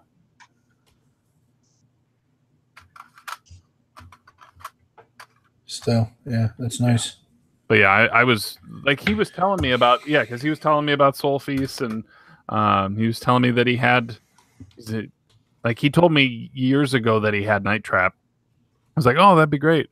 And then he came through on it, which is just like, this is awesome. Mm-hmm. I'm interested to see what else he's got, because who knows? Yeah, no kidding. Like, if he pulls out a box of carts, I might faint. Because who knows? Who knows what's in there? That's exactly how I felt with this. It's like I could see the model the moment I pulled it's like one of those orange boxes, right? Like those ones you'd put like you'd have the just stacks of oranges.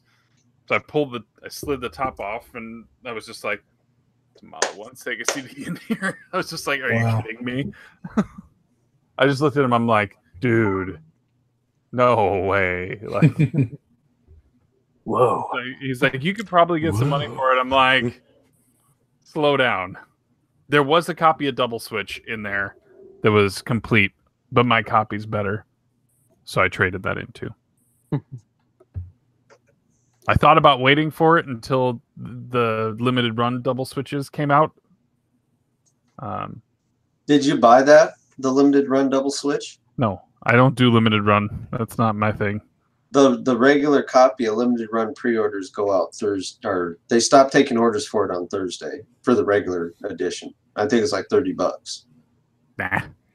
I don't want to rail on limited run too much, but for anybody who follows limited run, have you looked at their shipping schedule?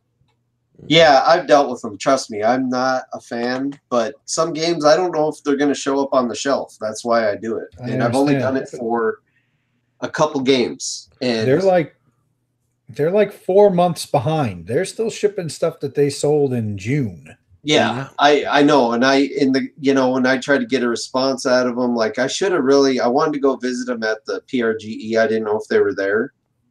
They usually are. I don't know if they were either. I thought Douglas was, right? I just know that, like, one of them's cool when I talk to him. The other guy, he just comes off with an attitude, and it's like, I like what they release. I like their products on some of their stuff, but their shipping schedule is horrible. in my opinion, it's absolutely horrible. And then they talk about, I've seen them talk about it more than once, they would have to hire staff. Well, it's like, hey man, people paid for this. They want their stuff. They don't want to wait for you to pack 5,000 of them, decide you ship them when you want to ship them. Yeah. And then when you ask them about it, they throw a fit, and like I said, one of the guys is real cool. The guy, the Bogart guy, that guy, and I've talked to him, I've gotten nothing but really static, when in his comments. But the other guy who's made contact with me, who came up with the Saturn case idea and was talking about it on Twitter, he's cool. He's messaged me a few times direct, and he was pretty cool about stuff. But do you know anything about those Saturn cases? Yeah, they're doing the Sega Saturn reproduction cases. Yeah, do you know when? They've had the prototypes for months. I think they're out. How? I've been checking the website once a week. There's no sign of them. There's no mention of them at all. Have you been? Really? And I'm on their email list. Are you sure that they're out? I could have sworn he was saying they were. It might have been maybe 2 months ago. I seen him talking about them again, saying that they were. Maybe they're not out. I don't know. But he said we were supposed to be able to order them off their site. Okay, I'll check again. Did any of you order Golf Story? No. Okay. And I heard about that. That. That was another thing. So Golf Story, I ordered from them, and then Best Buy is deciding to sell it. So to make amends, they sent everyone who ordered it through them a $3 gift card code that's good until December 14th. That's garbage. So that was that does not help at all. That's nothing. Garbage. Yeah, I saw that $3, only for so long. ukulele. I saw ukulele is going to be at Best Buy for them, so I was like, "Oh, that's good." Chances are I can order it from Best Buy and get my Golf Story before I get it from them. Right? Is that the deal? If there's a release date, then probably yeah. Let me check that. I'll tell you what. I mean, like I ordered the Wonder Boy game from them when it came out, and the only way I could secure the copy of the special edition of it that looked like the Master System case in the with all the extras. Yeah. The only way I could get that was to buy it with the collector's edition of I don't even have it anymore. The failed Cliff Belinsky game. Lawbreakers. Yeah. That was the only way to get it. And I was like, look, man, I don't want Lawbreakers. I just want this game. So I had to spend $150, $170, whatever it was for the two. And then I had to wait. They had Lawbreakers in stock. And I had to wait to get my Lawbreakers wait to get my Wonder Boy. They had it in stock. I had to wait for my Wonder Boy to get shipped to me until Lawbreakers came in 2 months later. And it was like, dude, that's bullshit. You can send me that game. That's the one I want. Lawbreakers, send it to me when it comes out. No, we have to ship it together. And it's like, that pissed me off, and we had some words about that with them. But there was that one, and then I got the Night Trap, the Red Box Night Trap. And that's the only stuff that I want is anything that they might do that might be Sega. I'm really upset about the Toe Jam and Earl clamshells they did, and they only released them at PAX, 500 of them. And I don't know if they had to buy them or what, but I see them online now. People are trying to scalp them for $80, $90, just for a clamshell with the art of Toe Jam and Earl Back in the Groove art on it with the Genesis, theme background. And it ticks me off. And I've been talking to Greg with Toe Jam and Earl, Greg there, and I've been messaging him hey man, this is bullcrap. You got true fans out here. I've been a fan. Me and my mom used to sit there and play that game hour and hour and hour. I remember staying up playing that so many times with her, and I mean for a year. Back then, you just didn't buy a new game all the time. If you like something, you like something. So my mom loved that game. She'd let me stay up all night and play it with her, and I really got into it, figured out all the little secret stuff, that you could do. And the mechanics, running on the road was faster than walking in the grass, or figuring out how to kill the fairy who's shooting the arrows at you. I think you do an unfall and you hit him, and it pops them or something like that. But anyways, you know, we figured out all the little crap like that in the game, like figured it out, you know, and we play the random world. But anyways, big fan. Toe Jam and Earl 2, we got that, played that, you know. You know, ultimately my mom passed away. She had cancer and stuff before she even heard about this. So I decided to back it because I wanted to see it happen because she was such a big fan of it, you know, and like I was too. And, you know, I told him, you got hardcore fans and here you are releasing stuff like this that people want to take out. And, you know, to me, it made a big deal because it reflected back to the Genesis days to me, you know, like, because, you know, that's what it's all about. And like, it reflected back hard to the Genesis days to me. And I want one of those clamshells, but Greg's like, you know, we'll see what we can do. We might do something they're going to do with a physical release anyways. So they might do something like that, but I just think it's bullcrap that people got those just to scalp them. You know, it just really pisses me off because I didn't even bother asking Limited Run. Sorry about my cussing. It just really makes me mad. But Limited Run should have thought that, hey, you know, we're going to make 500 of these. And then, you know, they say that they try to keep their stuff off of eBay and that. And it's like, it's on eBay. You know, I figured out, when I looked at how many they had on eBay the other day, it was like, I figured that's like, it was like 1% or 5% of their stock, something like that of what they produced. And it's like, you know, it's going to be, more of it's going to be showing up, you know, because they did these as a PAX release only. So, and they released them on the site. I never even got an email about the website launch they had for them. And they said that, you know, it was really super limited. And then you see people putting out tweets, oh, thanks, Limited Run, for hooking me up. And like the guy had like 3 of them. And it's like, are you serious? Are you freaking serious? You know? They didn't even limit it to 1 per customer? I don't know, but it's like, I seen that and I was like, are you serious? You guys were going crazy about all these games 1 per customer. And here this guy is. Thanks for hooking me up, Limited Run, holding 3 of those clamshells.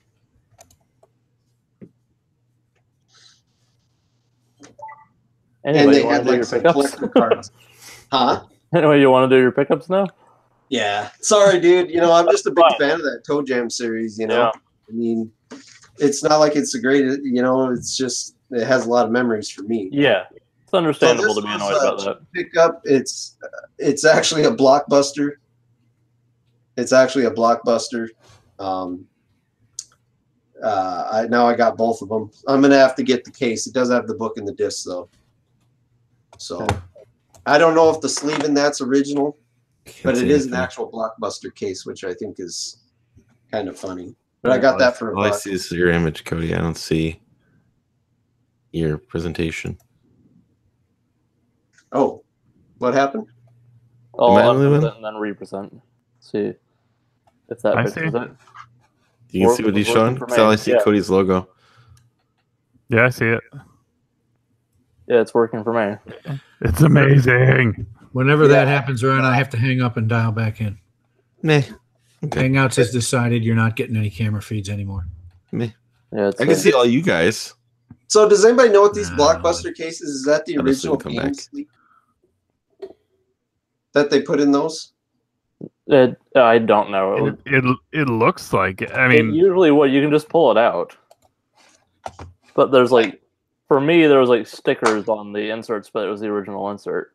Because I know the book's authentic. You know, I thumbed through it, looked it up.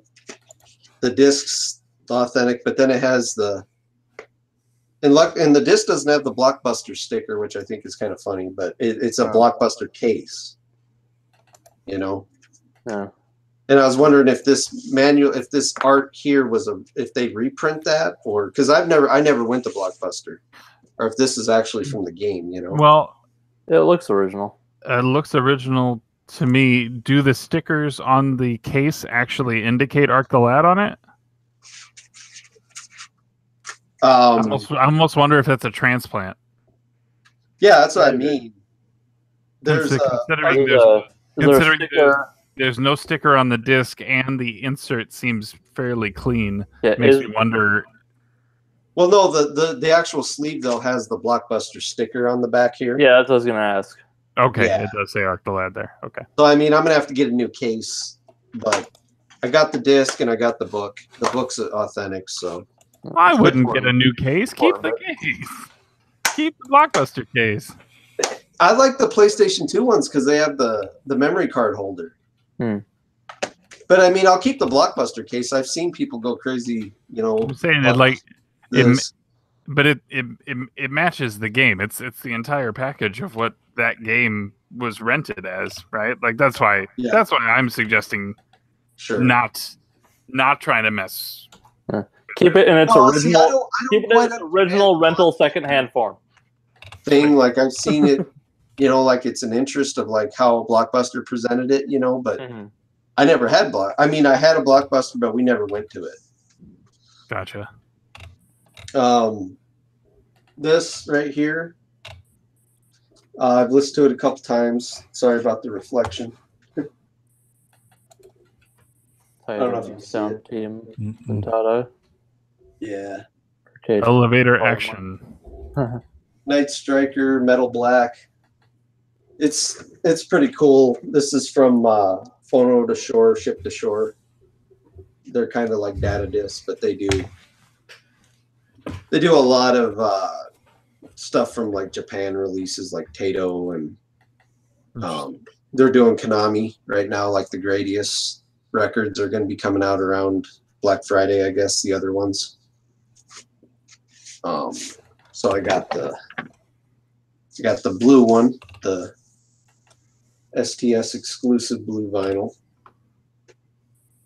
Nothing fancy. This one's a little heavier than some of their. Well, no, their releases aren't as heavy as data discs. They're definitely not as heavy as data discs, but I can appreciate that they take the time to do the music at least, you know.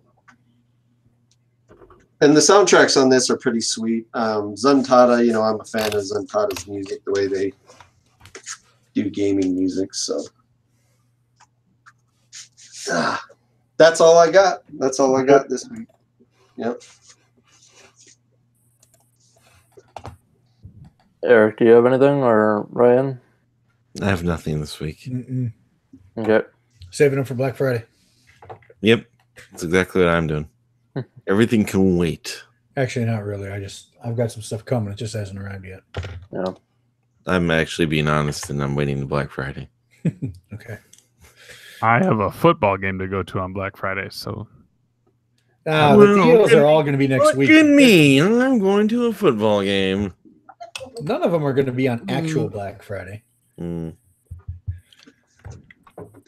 I guess the doorbusters are, but I'm not counting those. All right, so I'm going to just announce this real quick here because I'm trying to a test run here for the 2018 CC Awards. I put out a thing on Twitter right here. It's just a test question for the survey. We're trying out a different survey site, which is we're using Google Forms, it looks like right now.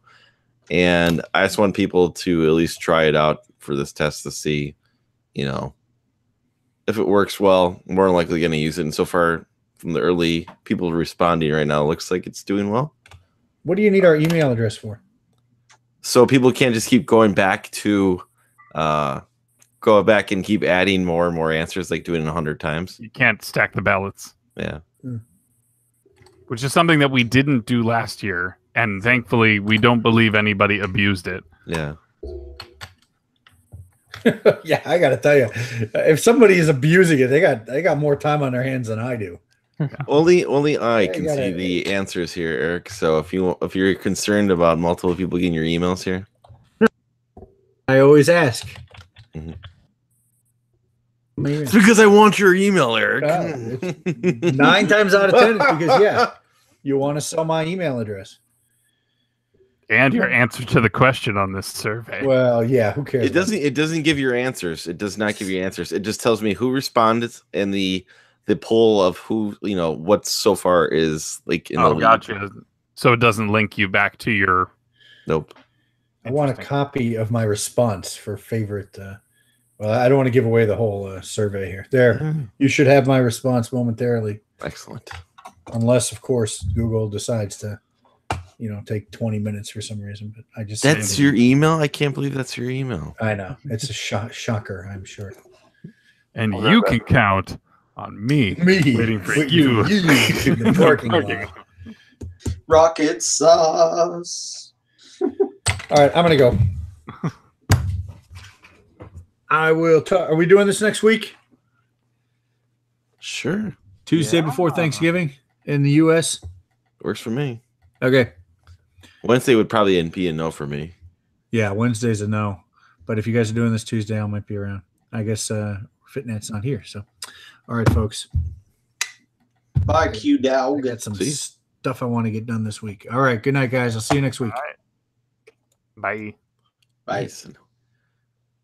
Looks like I can stop it from accepting answers, too. Did you get my response? I think so. I think this is your email. 2008 at msn.com. Yeah. Okay, Yeah. I did get yours.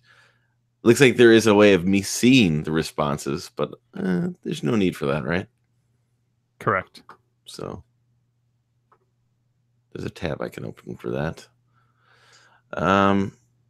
Ooh, I can also download the responses. That's cool. So I can just say print, stop it, download it, print all the responses. That way we have confirmation. No tomfoolery at cutoff date.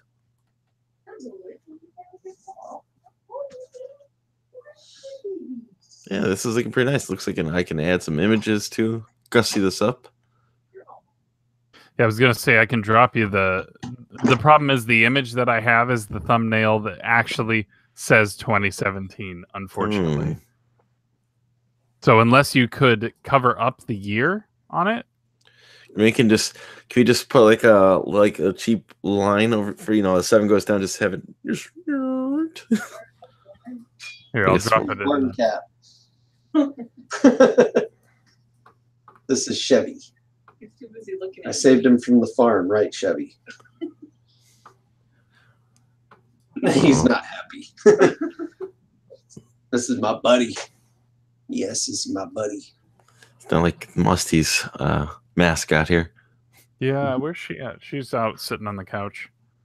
She doesn't like The new location. no, my current chair is not exactly accommodating.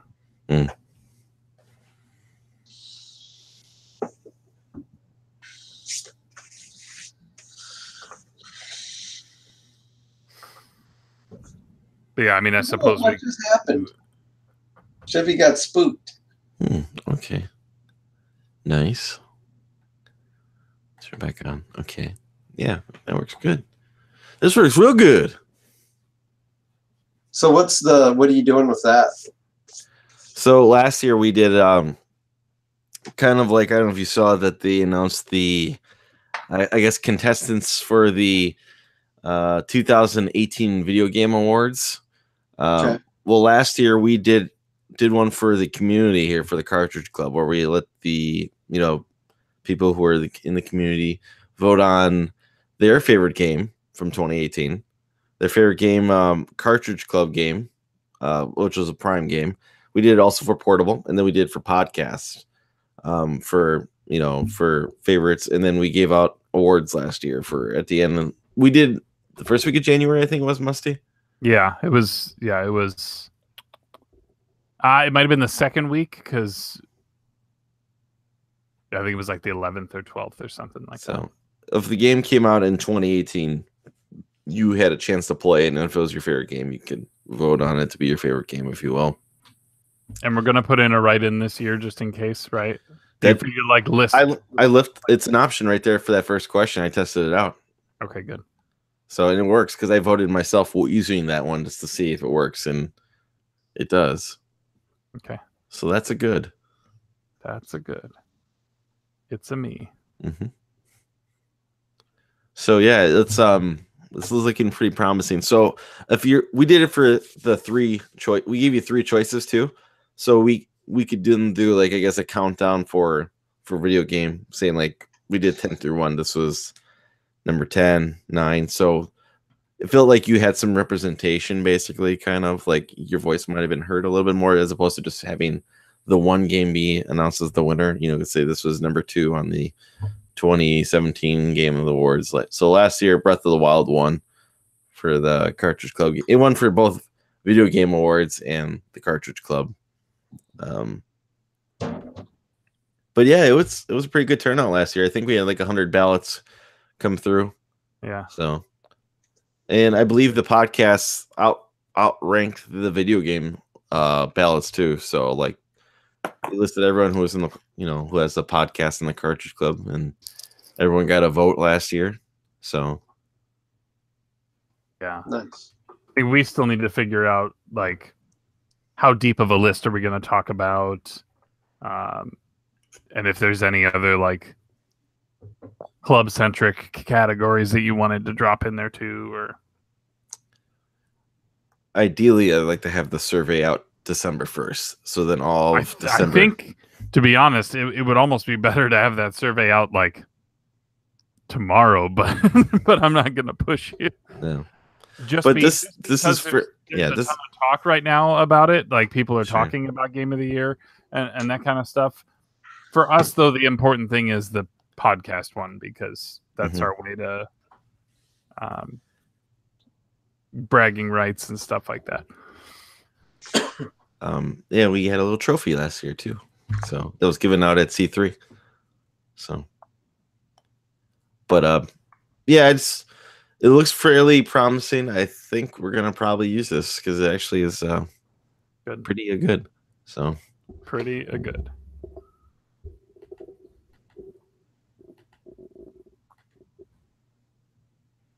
Mrs. Q Dog asks if there's gonna be a trophy this year too. Of course. I don't know if I'll have it ready for the awards show, but there'll be another trophy. It would be really cool to get an acceptance speech. That's what I want to have. To pull someone, the winner, pull in the winners. Potentially. Winner, could be a winner. Could be a winner. If they're available, if they're not, we will accept their reward this reward on their behalf. Yeah. Huh? Oh, is there a timer? See if I can save this image here and add it to it. Hey guys, we're gonna run. Okay. Go get ice cream. I'm gonna let you guys go. Good chatting with you. Awesome pickups, Musty Hobbit. I hope to see more of this box that you get. I'm extremely jelly. Try not to push him. I don't think he's good. I don't think he would give it to anybody else, but I don't want to like overdo it. No, you need to be pushy, dude. Just no. say, look. I'll call his parents. I'll be like, look, Nick told me there's another box. Let me get into your attic. Say, hey, man, I don't want to rush. Nick said I could stop over and collect this stuff here. Could I slip you this 20? Would that speed things? Hey, or I can wait and still get it for free. Would $20 speed it up? Oh, man. All right, man. We'll talk to you guys later. Right. See you next week.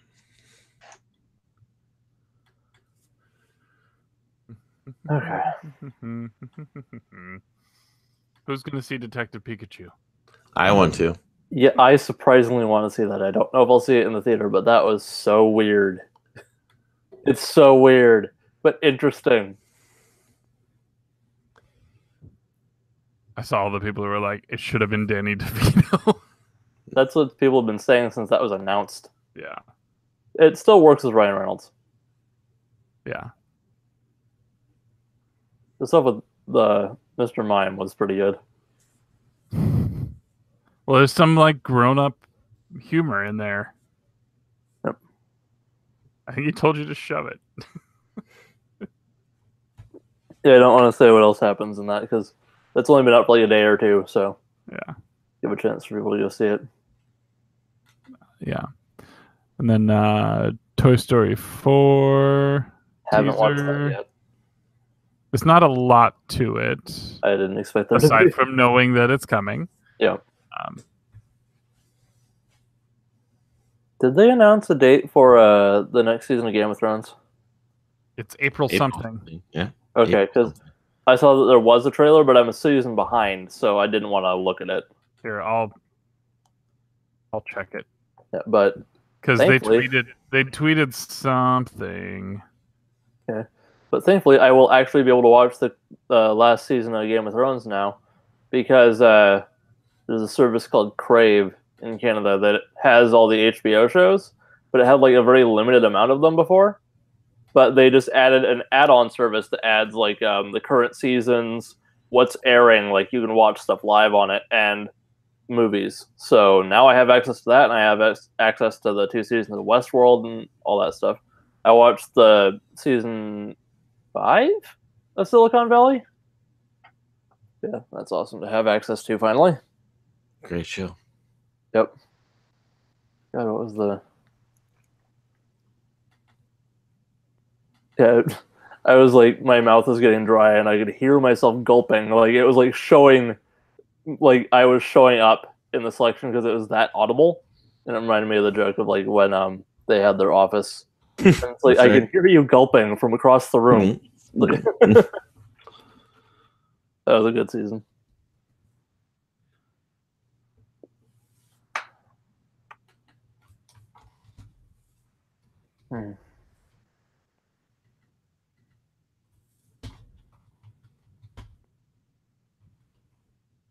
Beat Diablo 3 finally. On the Switch? No, on Xbox. I just I need to get back to that. I was playing with a friend who is busy most of the time, but he's got time off from work, so we jumped back into it after years of not playing it, and we just finished off the last 2 acts, I think. How does adventure mode work in that game? Like, what's the so end game that teaser, I wouldn't recommend that you watch it because I can't remember what's part of season 7 and what's part of season 6. Okay. So I know that there's things that I saw that were from season 7. I just can't pinpoint all of them. So yeah. I just wouldn't. Yeah, I figured not even gonna look that up. And to be totally honest, yeah, all it says is April 2019. Okay. Seasons 1 through 7 streaming now. Like that's it. Okay. Good to know at least. Until they push it back. Well, it went from early to now April, so it seems like they're it's delay number 1. Well, no, they're or delay number 2. There was no delay. They knew it was going to be 2019. Yeah.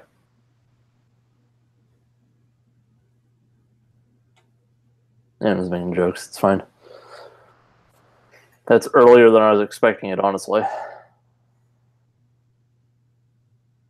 That's good, because this 2-year between season thing is no bueno. Is that the last season or the second to last? This will be the last season of this. Of the main show. Yes. There's talk of the prequel stuff with Naomi Watts and who's the other guy?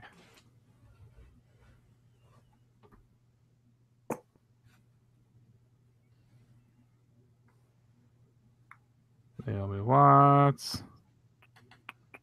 Who's he? Who is it?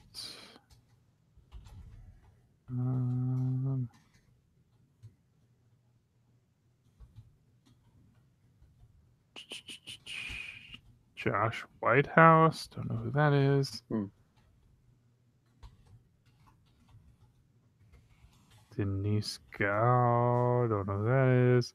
I guess that's a good thing, right?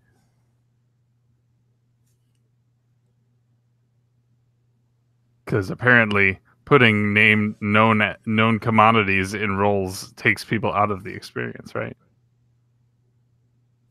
You only get one acting job and then you're out. That's right. This is your one role, Wolverine. That's it. Like, get back to being Wolverine. Stop singing in that French movie. I like Les Mis. I'm being silly. I thought you were talking about that the greatest. Oh, The Greatest Showman. Oh yeah. That one's not French. Oh, I didn't see it, so I was assuming. Apparently, quite good. The person it's based on wasn't that great, but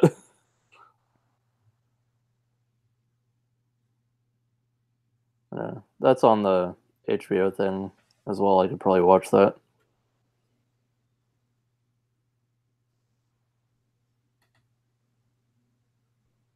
Then I'll watch like Westworld and Game of Thrones and Blade Runner first. The new Blade Runner? Yeah. The The 2049, I think it is.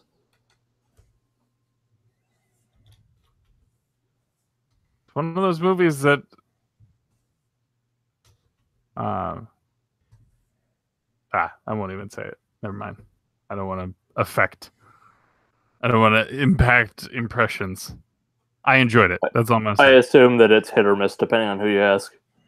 Yeah, I'm sure there are some people who didn't enjoy it, but I liked it. There are people that don't enjoy anything, so I liked it enough to watch it a second time. So fair enough. Yeah, I don't have my hopes overhyped for it, but I'm interested to see it. I've heard decent things about it. What else is on there? And until you guys start thinking of something else to talk about, I'm gonna pull this up. Miles is on where? What? What? Just until you guys think of something else to talk about that's not just me going off of what's on this Canadian service you can't use. Baby Driver's on there. Good. Very good.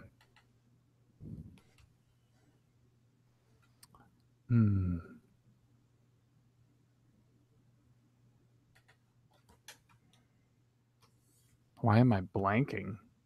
I don't know.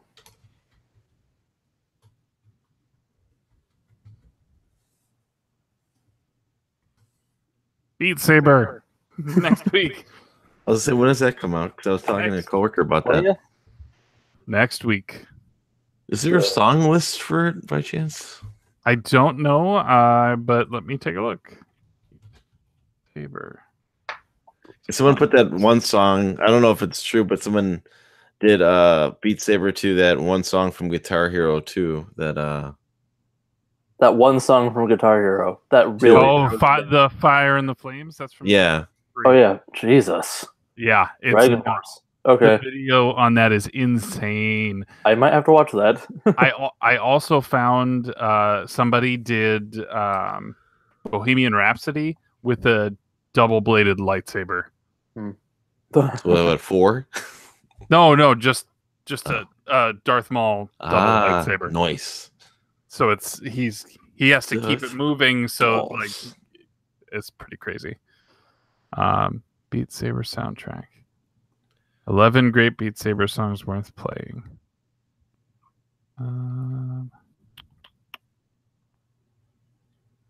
Imagine Dragons, Bruno Mars. I don't know those names. Timberlake. Ugh. What's the one from whatchamacallit? From Trolls. Cascade. Ellie Goulding, DMX. X Gonna Give It To You is on there. Of course it is. Daft Punk. That fits. Well, we want to look like Daft Punk. I don't know what that is. We kind of will with the headsets on. That's true. I was just thinking of the Flight of the Conchords bit where they went on robot suits and Mary, their mascot or their manager, made them, just cardboard robots. And he's like, we want to look like Daft Punk. I'm like, I don't know who he is. So the one thing that's tricky is that you can do on PC, you can do custom songs. Mm-hmm.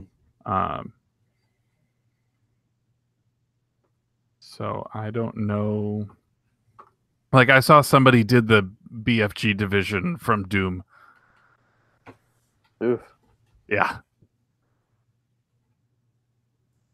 But it's cool. It's cool because like the people who have done like the level mapping and stuff have done things that like force you to like put your hands like as far up in the air as possible for like a stretch, which ties into the song, which just seems like it's fun. I don't know. Have you seen all those? Sorry to cut you off if you were saying something. But have you seen all those? The people editing the Smash trailer with different songs. Yes, I've been watching those. Those have been pretty good too. Yeah, there's the Queen one is really good. Yeah, that lines up almost perfectly. Somebody was speculating that they built that video with that song in mind, Yeah, and then probably couldn't get the rights. Yeah, that fits. It literally fits. Yeah. Oh, I mean, there's just they're talking about Heat and Charizard shows up and they say Supersonic Man and Sonic shows up. Like, yeah, like there's something about a star right before Kirby is on traveling his... at the speed of light and Falcon's getting punched out of the area. Yeah. Falcon's blasting up again. Yeah. Yeah. It's pretty cool. And I haven't gone back to look at last year's awards show in a long time, or ever. The CC Awards, or yeah.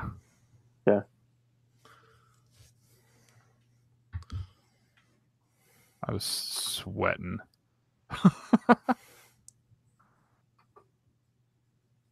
I have a hard time believing anything other than God of War can win overall game of the year for the official game awards this year. Just as a total package. Like the next runner-up would definitely be Red Dead, just as likely. Yeah, it'll be interesting. I mean, the thing for the club, I don't think enough people will have played Red Dead to be able. It's because it wasn't on a Switch. Yeah, for one. There's that because it wasn't on. Oh yeah, if it had been on the Switch, people would have been all over it. I'll put my guess in now for what the game of the year for the Cartridge Club is going to be. Do you want to take a guess? I think I know what you're going to say. Mega Man 11. Oh, that was not what I was going to say. What were you going to guess? I have a feeling that Spider-Man will be it. Okay. Because I know the number of people who have been... Like, there were a lot of people who played God of War, but there are a lot more people who are vocal about playing Spider-Man. And yeah. Which I get, that's a valid personal pick, but for overall, I really feel like God of War edges it out. Like, as far as the game awards, not the CC awards, but like sure, the official thing. Cool to see Celeste on there. There's no way in hell it's winning. One thing I want to play it. I want to play it really bad. I just haven't downloaded it. I just haven't found the...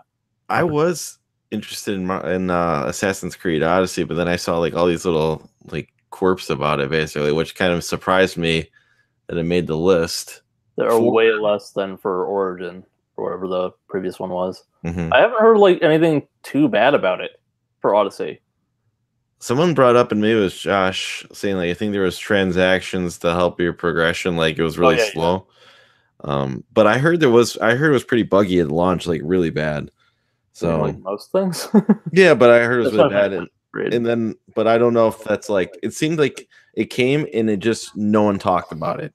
You know, unless you're watching Kind of Funny. So. It got way overshadowed, and Greg is crazy about it. Yeah. But Greg needed something to fill the Spider-Man sized hole in his heart. It got overshadowed like the Tomb Raider. Yeah. Which is also nominated for Game of the Year and will be last place. It's not nominated for Game of the Year for Game Awards. I thought it was. No, it wasn't. Monster Hunter World of all things. Oh. Like, well, not a bad game, but why? Why is a total contender for that? And at that point, until God of War came out, it was the only AAA game that was worth talking about, right? Like, and people were crazy about it for a while. And it's like, again, no disrespect to that game, but it's like that seems like a very competent one of those, rather than anything like. The thing is, with that, you really do get a lot of narrative influence for what the game of the year is going to be. Like, what hit as a narrative experience. Mm-hmm. For the most part, unless it's like a really good multiplayer game. But, and Monster Hunter World probably is.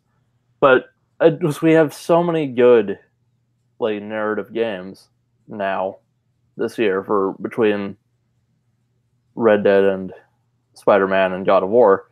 But I just feel like, as a total experience for amount of time versus quality of content, God of War is just the most solid package out of all three of those. Mm-hmm. Well, then you better vote for CC Awards. That is. Yeah. I'll probably put my vote in on that for that. But I haven't played. It depends on how many of the other games I've played. Which, Spider-Man. That's about it.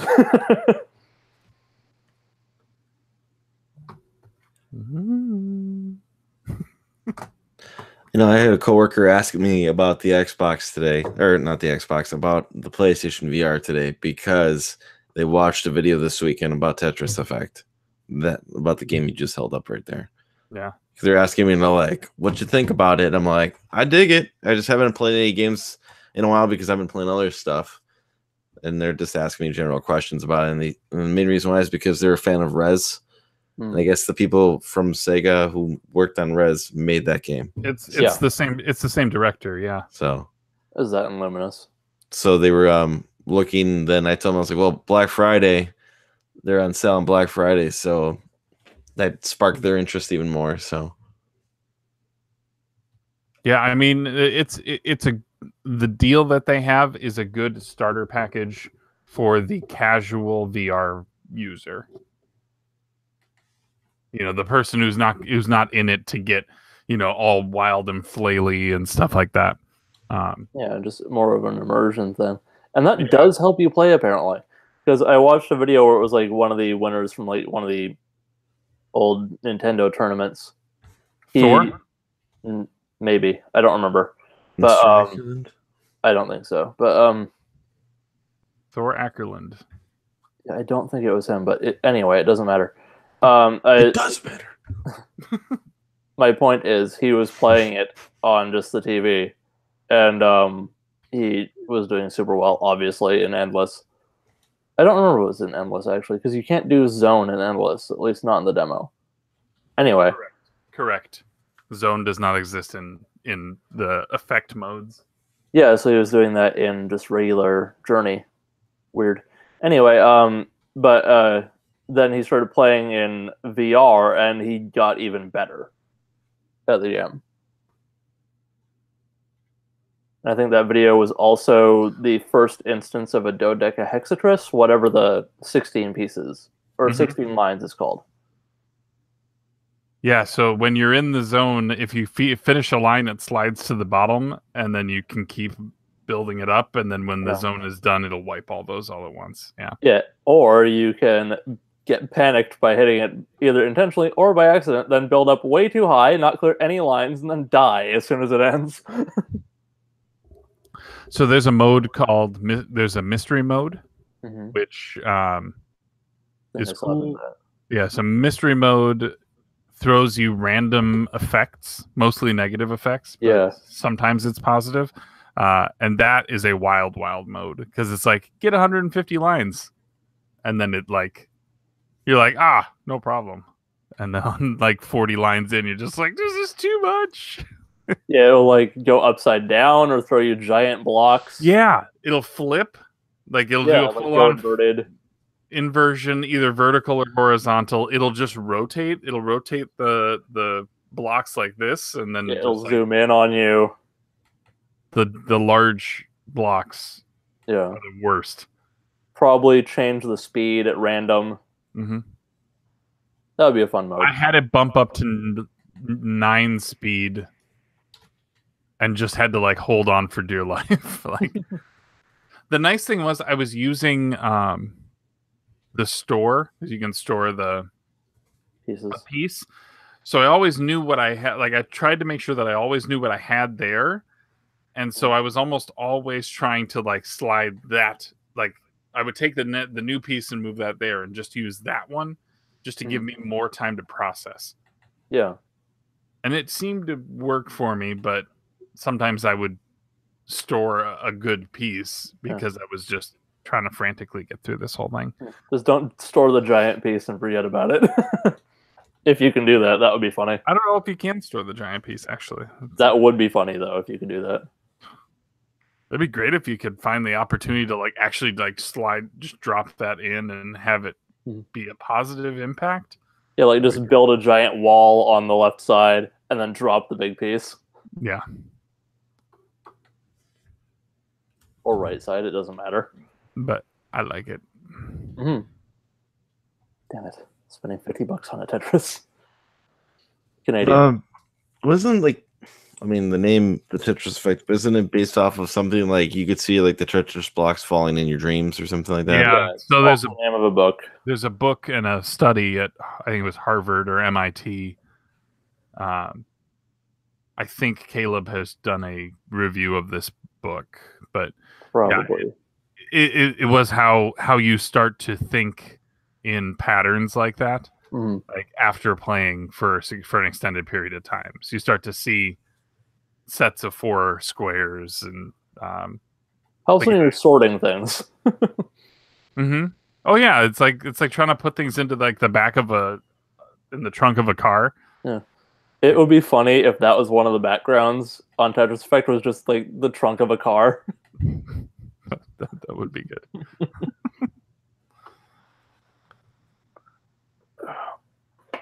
Only Tetris book that I have is this one.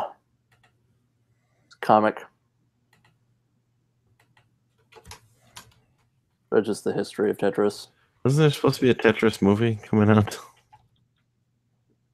I think there was one. There was. Yeah, it was supposed to be like, I don't know the premise. It was like some kind of... I don't remember if this was an official premise. I think it was actually a fan premise. Where it was like some sort of dystopian city, but it was like modular and stuff moved around. And which actually, it was a good pitch, actually. I thought I heard something about aliens. I'm sure they were involved. Like Pixel? The Adam Sandler movie? Yeah. What if Pixels? What if rows of ships came in and dropped the pieces? That's not like any other game, is it? Untitled Tetris Sci-Fi Project, IMDb. Indeterminate age of article. It is. Here we go. In the future, year 30XX, mankind has finally reached the ability to travel at light speed using block-like spaceships called tetroids. Tetroids. Deep in the universe lies the question of human existence. Could the tetroids be the answer?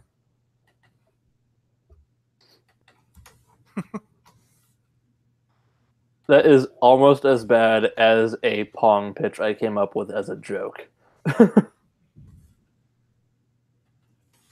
Did it involve like a defense, like a planetary defense mechanism that like would rotate around to bounce things back to space? No, it was actually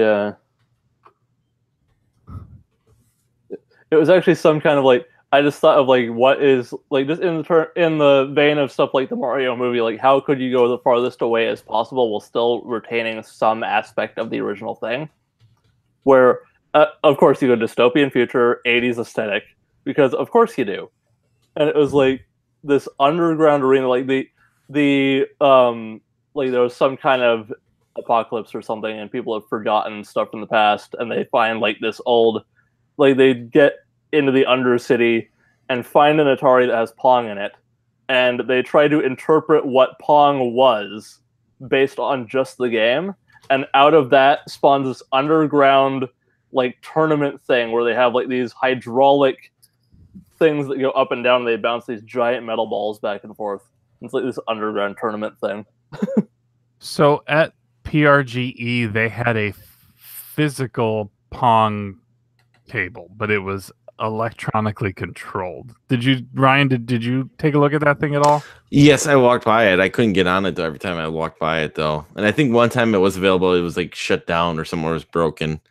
I know what I did see that table where it was like just blocks go back in. It had blocks, like physical blocks, like your paddle was, a rectangular piece of wood, what seemed like, and it was connected to something that would allow it to slide back and forth.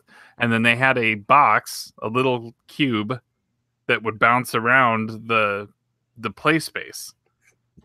I assume magnetized underneath, but yeah, it like followed patterns, and like I don't know if it actually touched or not, but it acted as though it was. It was pretty wild.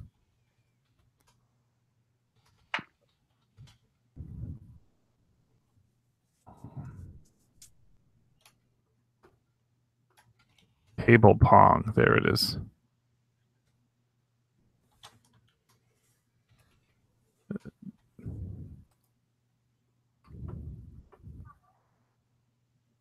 Mute that.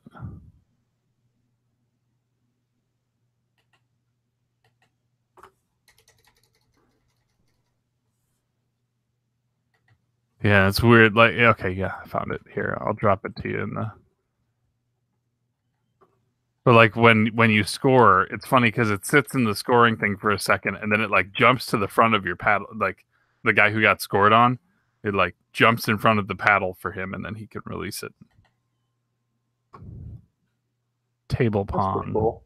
Yeah. Granted, you got to sit down on that super low coffee table type thing, but Also, it's literally air hockey. yeah, that's Just with magnets and an extra paddle. yeah, that is a very good point, and an extra wide goal. Yeah. Like, it is modified air hockey. But hey, that works. Still pretty cool. Mm-hmm.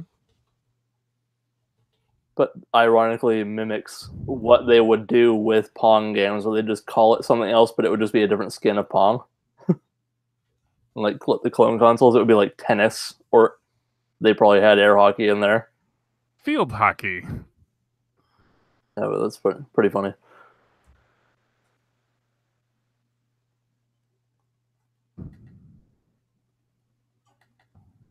So how about the Xbox show? What Xbox show? X018. So I made a point. I don't know if you guys read my tweet. That you're going in blind. No, No that I was expectations. tampering my expectations and not expecting the world, and that's what I mean. What they saw as announcements Or updates, like blog updates. I mean the biggest thing that they brought up was 16 games that have been added to Game Pass. That will be added to Game Pass. There was one of them that was added that night. It was Thief of Thieves Season 1. That's right. And then PUBG was going to be what, next week? Probably. Yeah. And they did they're stringing it along enough so that you don't get you get 16 games, but one of them doesn't come out until mid-February. And they made a deal, they put it there as if it was like, hey, this is a So basically they gave you the next 4 to 6 months worth of Game Pass additions now rather than a bit at a time. Right, yeah. They said there was going to be no Halo, and there wasn't. They said I was wearing a Halo shirt. That was a poor choice. Yeah, I mean,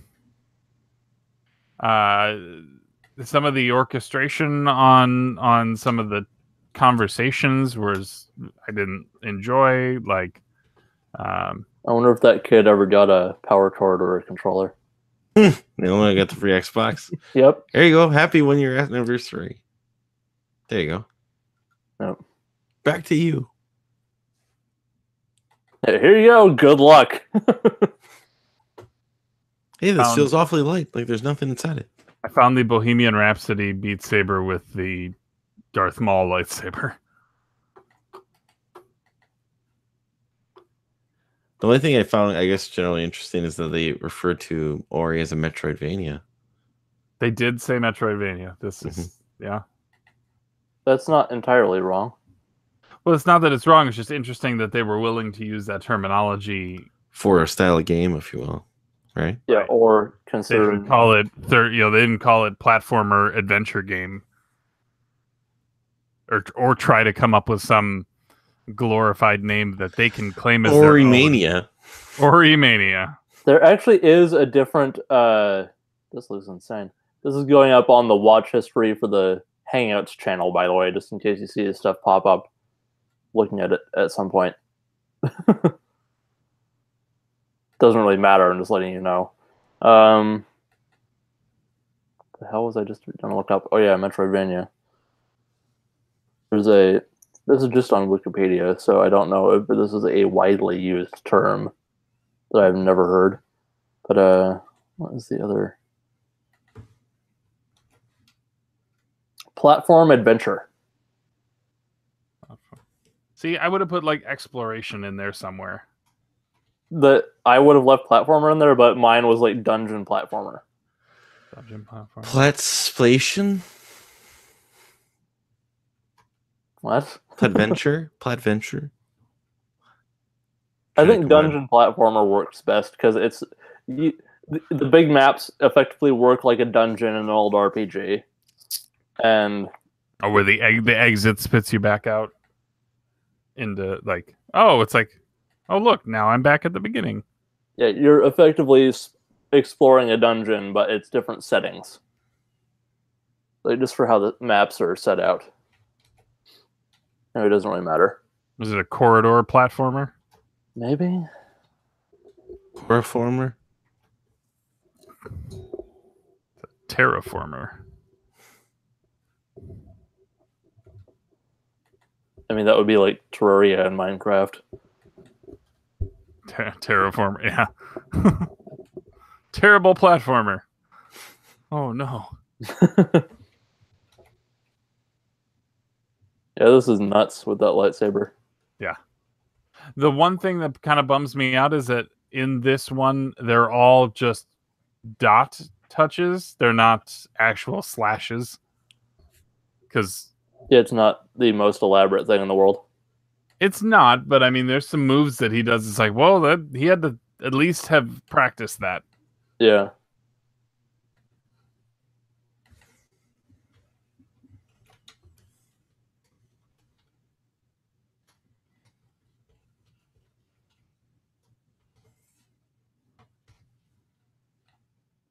And just proximity. Like you almost wonder if this is like a custom thing. But then, I mean, I'm not listening to yeah. To know if it's. I mean, somebody like there's people who are just sitting there mapping songs, like because apparently there's custom mode on the PC version, but I don't have the confirmation that it would be on the PS4 version. Oh, I doubt that it would, and then to actually have the ability to do the double lightsaber thing, it probably would also require. I think you could probably at least have custom songs. And the only reason why I say this is the only game I can honestly think of was the last wrestling game I played a couple of years ago for the PlayStation 4.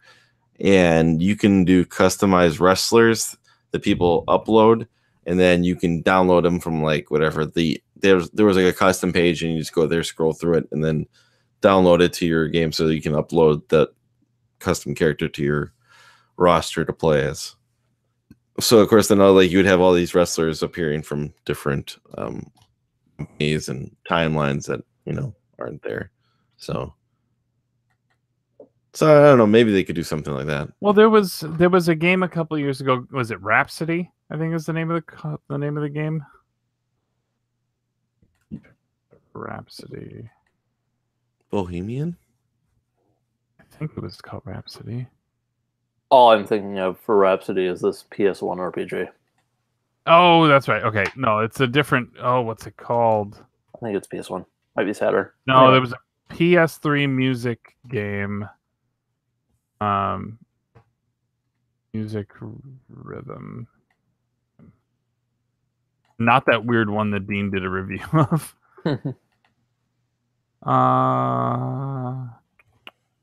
Not Vib Ribbon. But it would take songs. You could actually load up your own songs, and it would try to. What is it? So not sound shapes. No. It wasn't amplitude. No.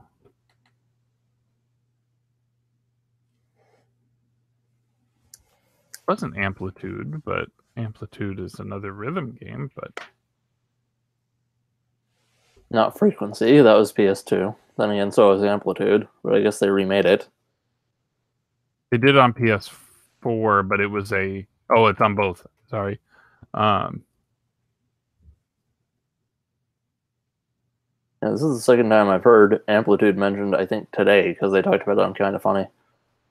So good.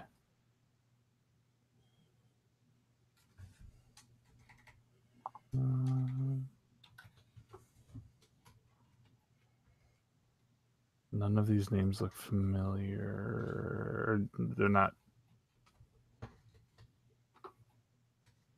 Auditorium? Maybe that's it. No, that's not it. Anyways, there was one that would take music. You could take music or a CD, and it would build out a song using it. Like it would use some kind of algorithm to actually build out a song. So I wonder if that tech exists to the extent. I just don't know that. Like it seems like all the Beat Saber custom songs are being mapped by a person. Like a person is actually writing them. So how do you distribute that to PS4 so that the PS4 one isn't a lesser experience? Although they did say there's going to be some like exclusive content for the PSVR, but Yeah, you would have to have a custom track maker, like maybe a top-down thing. Like you just plot the path or make it like a note sheet, that kind of thing. Some kind of grid to determine timing and placing. Beat Saber song list. On a full song list.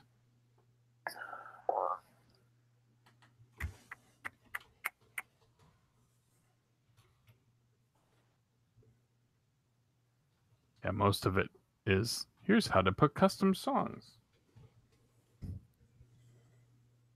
And then people going, do you think PS4 will have custom songs?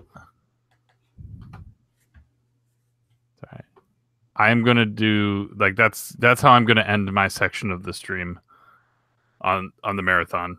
Is I will end with Beat Saber. Yeah, it should be fun. It should be a good time. It should be a good time. That's right. Hopefully, I don't like bash my hand on the ceiling or something while I'm. I hope I've given myself enough space. I just need to decide what else to play. Like that's the. I'm trying to think of what like on a Friday afternoon or Friday morning for some of you. Like what is it that people would want to watch at the beginning of a live stream like that? Overwatch? Man game on. Stream that. What? The man game. The man game? Oh Yeah. boy. The guy game, you mean? Or the guy game, yeah. I do not own the guy game. Oh, that'd been fun on the stream, right? No, it wouldn't. That would have ended the stream real quick. Sorry, kids. No money for you. Yeah. What should we start the stream with? Oh, the one that will get us banned. It's for the children. Yeah. No.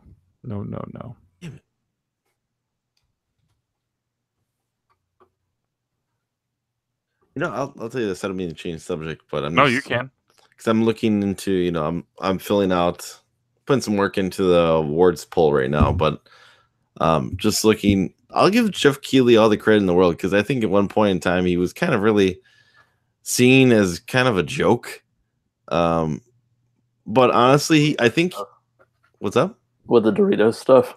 Yeah, but like I remember when the video game awards kind of first started, and I remember that one year he just did it inside a studio, and like he had the guy from The Soup, Talk Soup, Ryan. Is it Ryan or what's his name? Joe McHale. Joe McHale, yeah. Well, all he had Joe McHale do, just ripping on him. About like gonna take a layer off, like he was wearing like 5 jackets or something. Yeah, and making fun of like video gamers and everything. I'm like, back when it was called VGX. Yeah. And before that, it was like the when it was sponsored by MTV or whatever the hell. Or Spike. They had like or Spike, and they had celebrities on there. Like Samuel Jackson was on there 1 year. It seemed like it was like, really, this is bad. And now it's actually they're getting like a lot of reveals. I mean, last year there was a lot of reveals, like big announcements where and there's going to be more this year than last year. I think that was worth chatting about last year. I mean, I can't remember. I think we were just doing it in either group discussions or where we were discussing, but like there was a lot of like chatter going on as the award show was going on, Yeah. And it's kind of weird that they do have announcements there, because like you don't get like movies announced at the Oscars or anything, or like music revealed at whatever the music one is at the Grammys or whatever it is. I don't pay attention to awards shows. Here's the next season of your soap opera at the daytime Emmys. Yeah, it's like they kind of have to do that almost to keep people's attention or get people to watch, because with games, like I guess like games people just don't care as much about like the actual awards given to the games so much as things being announced. Oh, that's because gamers innately hate looking backwards.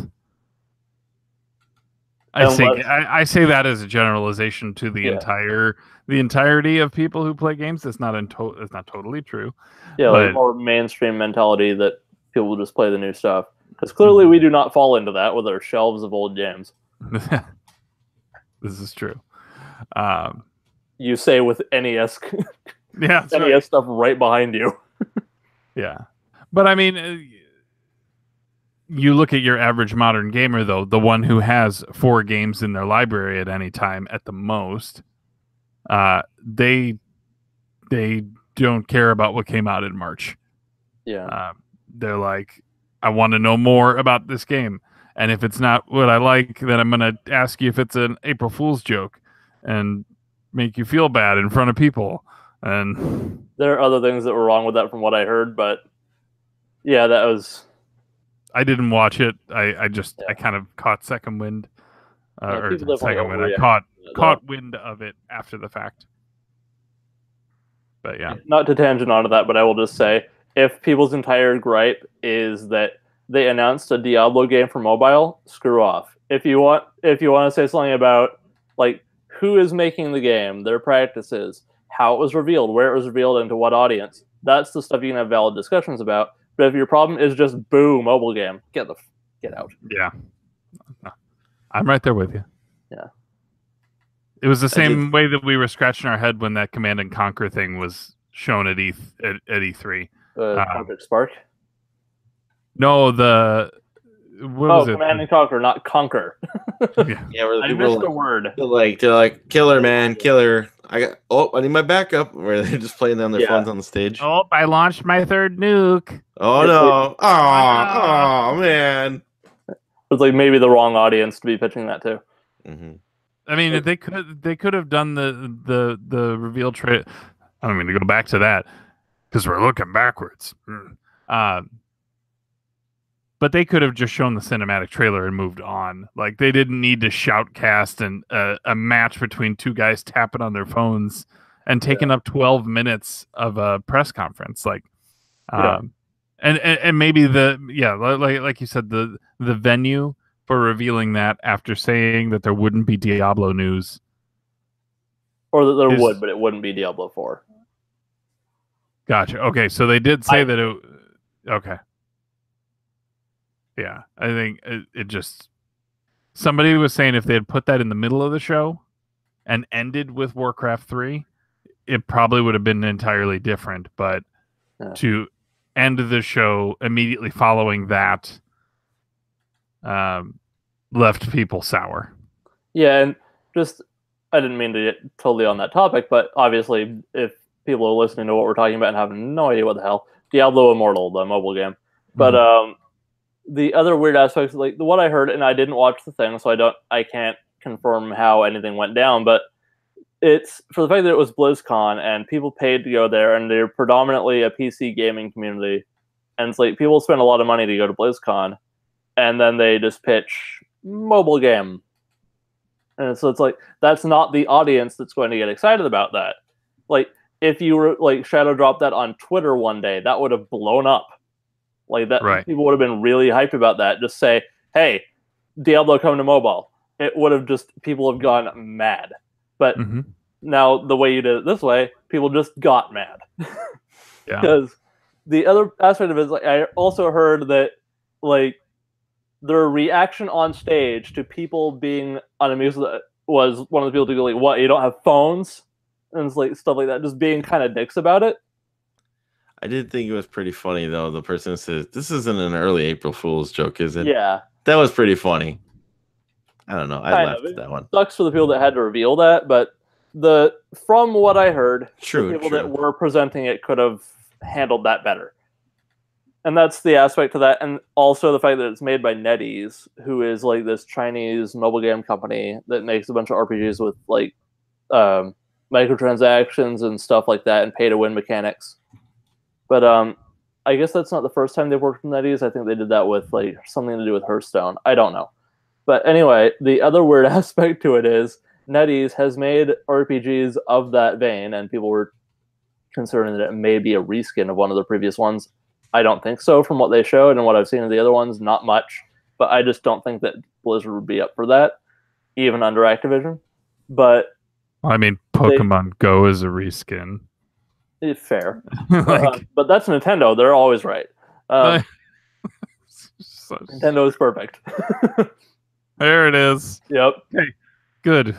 The Hangout bingo. Yeah, there's your one, Kevin. Anyway,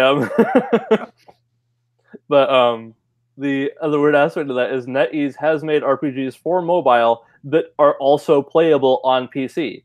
So you could have negated some of the hatred for it. It's like coming to mobile and PC. Like just have it be like not a browser game per se, but like have it free to play on PC. So that audience can at least play it not on their phone. Yeah, it's a weird scenario. Like you hear initially people saying, people mad at Diablo mobile game, and then you just roll your eyes and figure it's the same anti-mobile, just people being stupid. And then you see there's actually a nuanced argument to be had. It's just you're not seeing a whole lot of it. Anyway, that's my 2 or more cents. So back to the Game Awards. Yep. I did this, so this was I'm the one who drug that up. Stay on target. Yeah. Game Awards. But yeah, you were talking about how Jeff has stepped his game up. Yeah, and it seems like it's legitimate. You know, it seems like it's legitimate to me at least. And maybe the reveals really, really do help. With the draw, the feel of the show, if you will. The only thing I can think of as a joke was the Razor Blade Man. It's like Razor Blade Man last year. Gillette Man, whatever. Yeah, whatever it was. Gillette Hydro Man. Yeah, and what's his name from Easy Allies? Joseph. Oh, I thought you were gonna say Joseph Ferris. No. Oh yeah, that guy was. He made a scene. That was so fuck weird. EA. No, they do some good things, but or fuck microtransactions. I think he said. Yeah, something like that. Screw everything that's not directly related to my game. Yeah, we're not doing that shit here. His game that kind of launched with very little fanfare. There was some, but it just kind of. Yeah. I forgot about it. It was here for a week. Didn't he? Wasn't that Joseph Ferris guy on stage for a different game a couple years back, and he was like kind of timid? For Brothers, I think. Well, that was his game before was Brothers. Yeah, and now like coming back, he's just like completely off the rails. Right. No, I mean, I think the Game Awards to me are growing up, yes. Yeah. But like the trending gamer, like that, what does that mean? Nobody knows what that means. They changed the title. It is now Best Content Creator. Which I don't think it's best I don't- content creator, but I'm pretty sure. I think that's what they. that's almost a more incendiary title. Game Awards. Awards.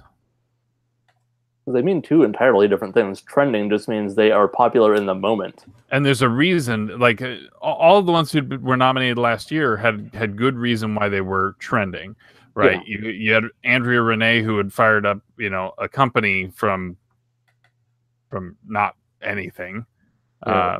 With What's Good Games, I don't know the history on that, but she used to be on GameStop TV, so like content creator of the year is what it is. Okay, because if it was best content creator, that directly That's all they make subjective, the best content. Yeah, it's content creator of the year, and the nominees are Dr. Lupo, Myth, Ninja, Pokimane, and Willy Rex.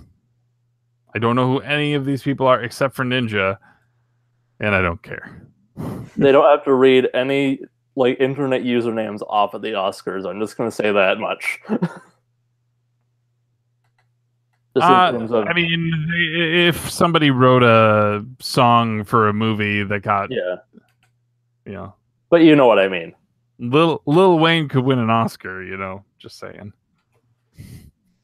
I'm just saying though, it brings the maturity level down in terms of presentation. But here's one of the problems I have is that I can't click on these people's names to understand who or what or why they are up for content creator of the year. So as a promotion, it is failing. Is Dr. Demento back on there again this year? No, he's not. Damn I it. don't think he will ever be again. You mean Dr. Disrespect? Hey.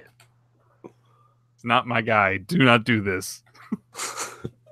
That was Musty's homeboy. He was so happy he No. won last year. No, livid.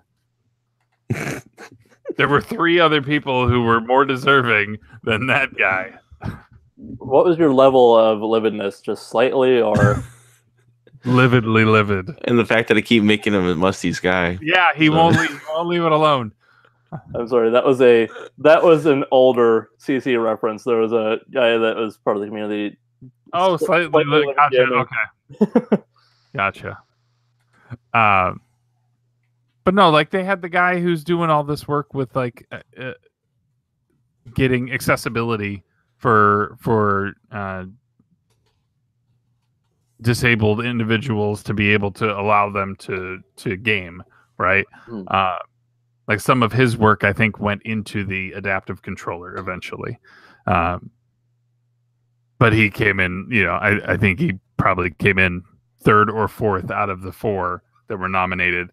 And then you get the guy who within a week admits to cheating on his wife and all this other stuff. Yeah, now we've got a lineup as someone who actually made a positive change in the world, or a guy who streamed with Drake. Well, Which one's gonna win? Well, I think it was pretty funny though, right? Because then he got upset because people were disrespecting him on his stream when that's his calling card, right? Yeah. He's all the trolls were going after him or something like that about it, him cheating on his wife. And he was like, Well, good. He took a break immediately after. He wins the award, and then he took time off because he was getting part of me doesn't even want to search for who these people are in my own YouTube account because I don't want them to show up as recommendations. Yeah, you searched Private tab. Yeah. What's your wife's sign-in information? Sign in under. Oh yeah, she'll love that. Who's Willy Rex? That's what I would do when I want to look something up, but I don't want to be recommended something. I just go in private window. Gotcha. Well, I'm curious. Let's do this.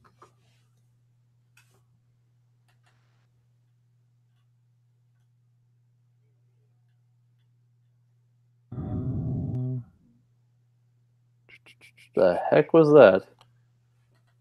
What was what? Noises. I don't know. I just heard something. I did hear it Uh, too. No, I heard like a. Oh. Huh. Oh, let's see what this guy is. Who is this guy? Let's read his about section on his YouTube channel. A boot.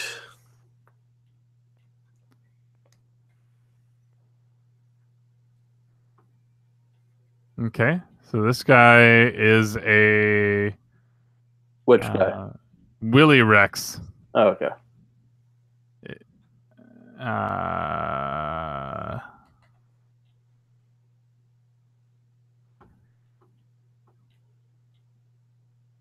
He is a Hispanic Fortnite streamer. Yay! Let's see who else. Fortnite. And I know- I know it's gonna upset people when it takes awards, but it will. Fortnite? Yeah. Fortnite actually has something to be proud of, not like the people who streamed them. Best. It's probably win that best ongoing game award or something. Yeah. And well deserved. It was a success. It is a good entryway for people to play a fun game. Okay, so Pokimane is The main of a Pokemon. no It's for Ligar. Vlogs, podcast, Fortnite content, other just open mouth thumbnails. Find one person nominated for this who does not stream Fortnite. Who is just not that is their deal, is that they stream Fortnite. Myth. Let's see. Who are you?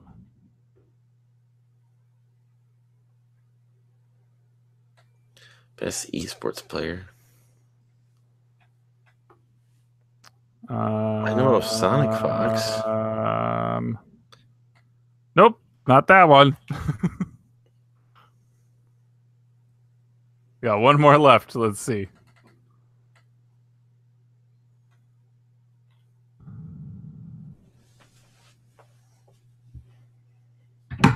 Nope. All of them Fortnite? stream Fortnite to some extent. I'm not really curious, like, to some extent, because anyone that's a popular streamer is Oh going no, to I mean Fortnite they're pretty. that's it their looks deal. like if they're streaming Fortnite. Yeah. Yeah, that's kind of their thing. There's an esport coach category that you can vote on. Why not Yeah, just I make saw a that. best Fortnite streamer category at that point? Man, you're a nerd if you're voting for that category. You are voting for that category. That's For the best coach? category. For best coach? No. He's talking about best esports coach. Oh, There's also best esports moment.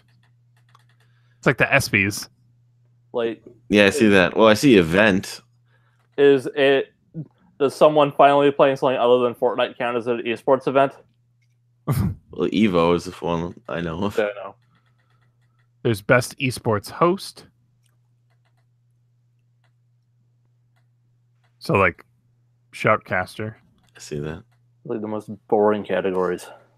Well, Any of these people. Esports stuff, maybe not. I don't disagree with you that they're boring categories, but like I saw people who were kind of unhappy that there are outlets that are just kind of ignoring these categories because I will rephrase, like, people who play esports at a good skill level and there's actually something entertaining and interesting to see there, that is valid.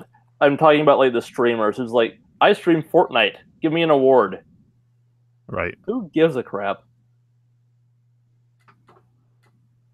That's why I kind of hope Overwatch wins best ongoing game. Yeah, it's like, if that's your thing, like, what else do you do? Why do we care? Why does it matter? Now, best debut indie game. I'm excited about this. Hmm. This is a good category. Donut County, Florence, Moss, The Messenger, and Yoku's Island Express. I've got Florence, but I haven't played it yet. It's short. It's only like an hour. Yeah, I know. They mentioned that on Kind of Funny today too. Yoku's Island Express is the pinball Metroidvania.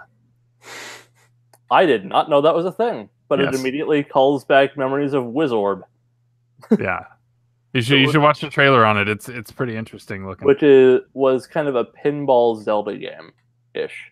Anyone other than me play Wizorb? I feel like I've heard of it, but no. Fun little game. I think it was on like Xbox Live Arcade and PlayStation Minis. I don't know if it ended up on anything else, but that was a fun little game. I probably cut you off. Go ahead. Oh, you didn't. I was looking at the best student game, which is either somebody at high school or college, like doing a game.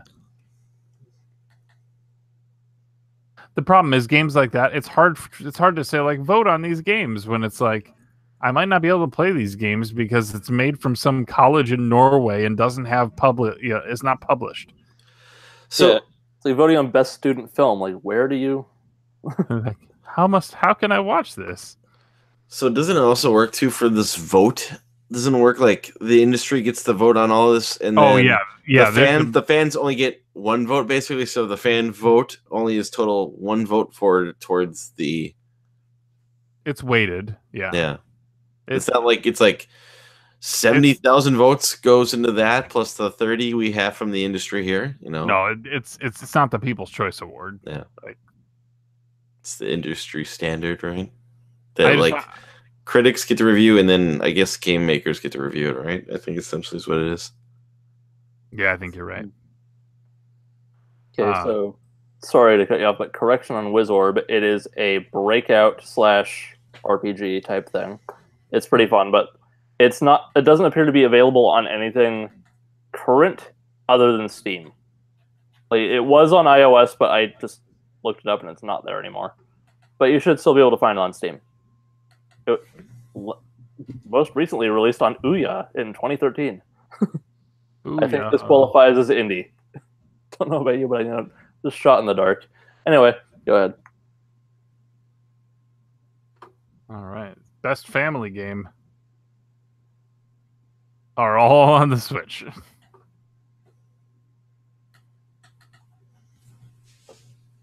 And Labo is one of them. Labo.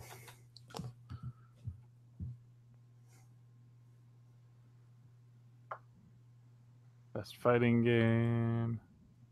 I need to see that. I think it froze on me these awards. There you go. It's finally this site is dragging. Come on, Jeff, get this going here. Let's leave and come back because it keeps kicking. It's just going really slow for me.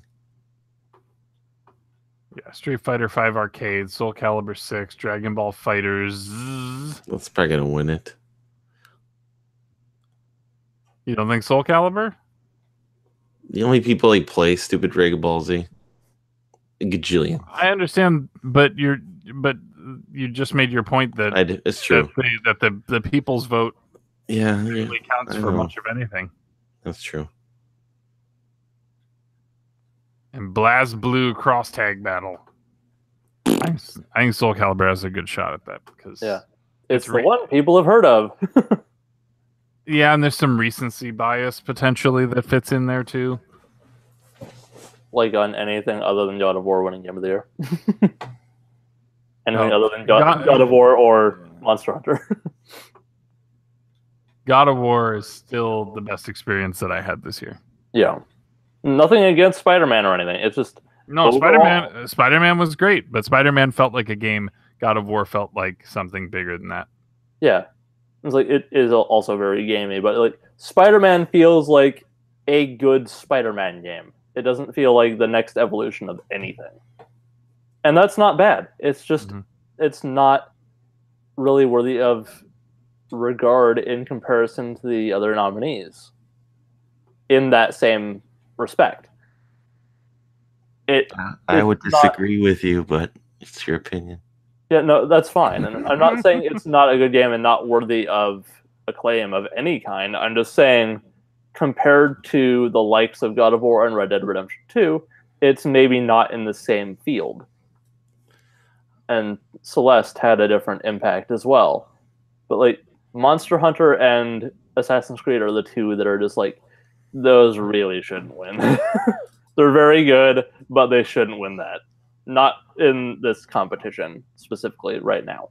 Musty, how you beat Detroit, right? Yes. How long did you say it take you to beat that game? 10 to 12. 10 to 12. Okay. So I Yeah. could probably knock it out in a weekend or something like that. Oh yeah.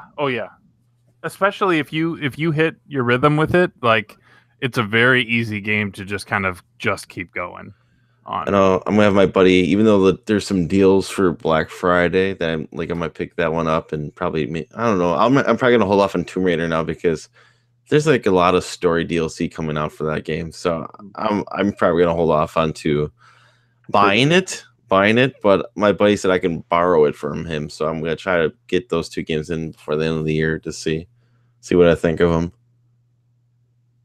Man, this best performance category is tough. Yeah, it's pretty stacked. That's tough.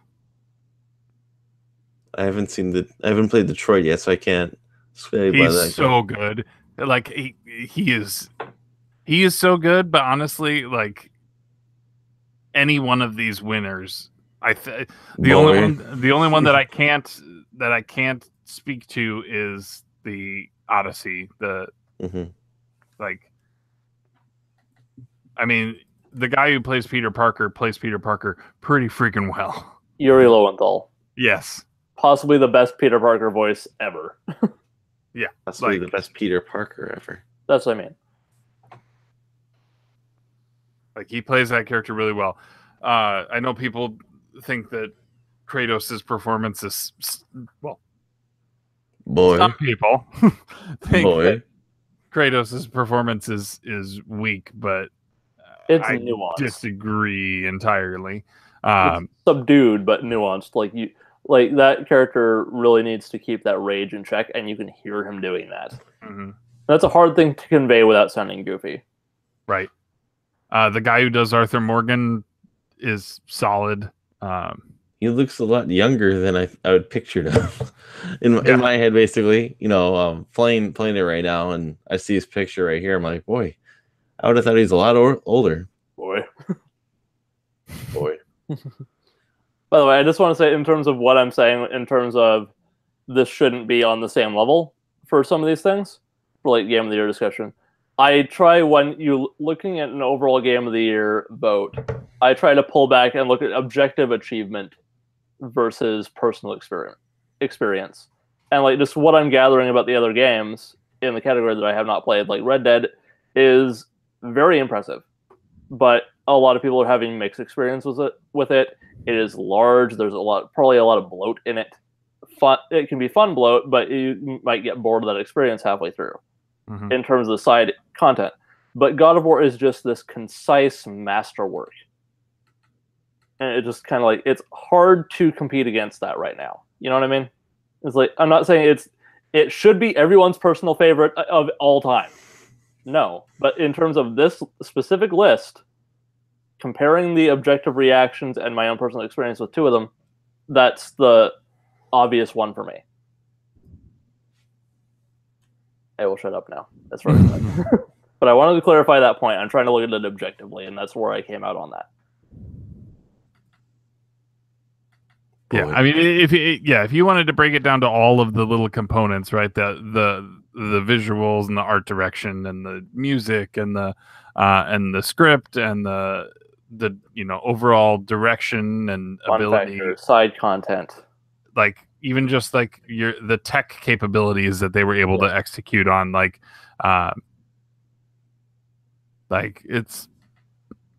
it ticks on all of those boxes to me. Lasting impact, those kind of things. Shut up, we have a show to do. Hey, that could change. We got a month and a half. But you're gonna have to probably talk about it at some point, so save some of this A material here, okay?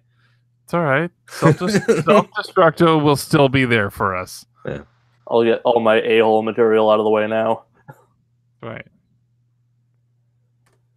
And we'll make sure that certain people are in the chat so they can hear every single word of it. Before we get to the Cartridge Club podcast of the year awards, let's talk about some of these games. Yeah, let's list every good thing about God of War. Make sure you're listening.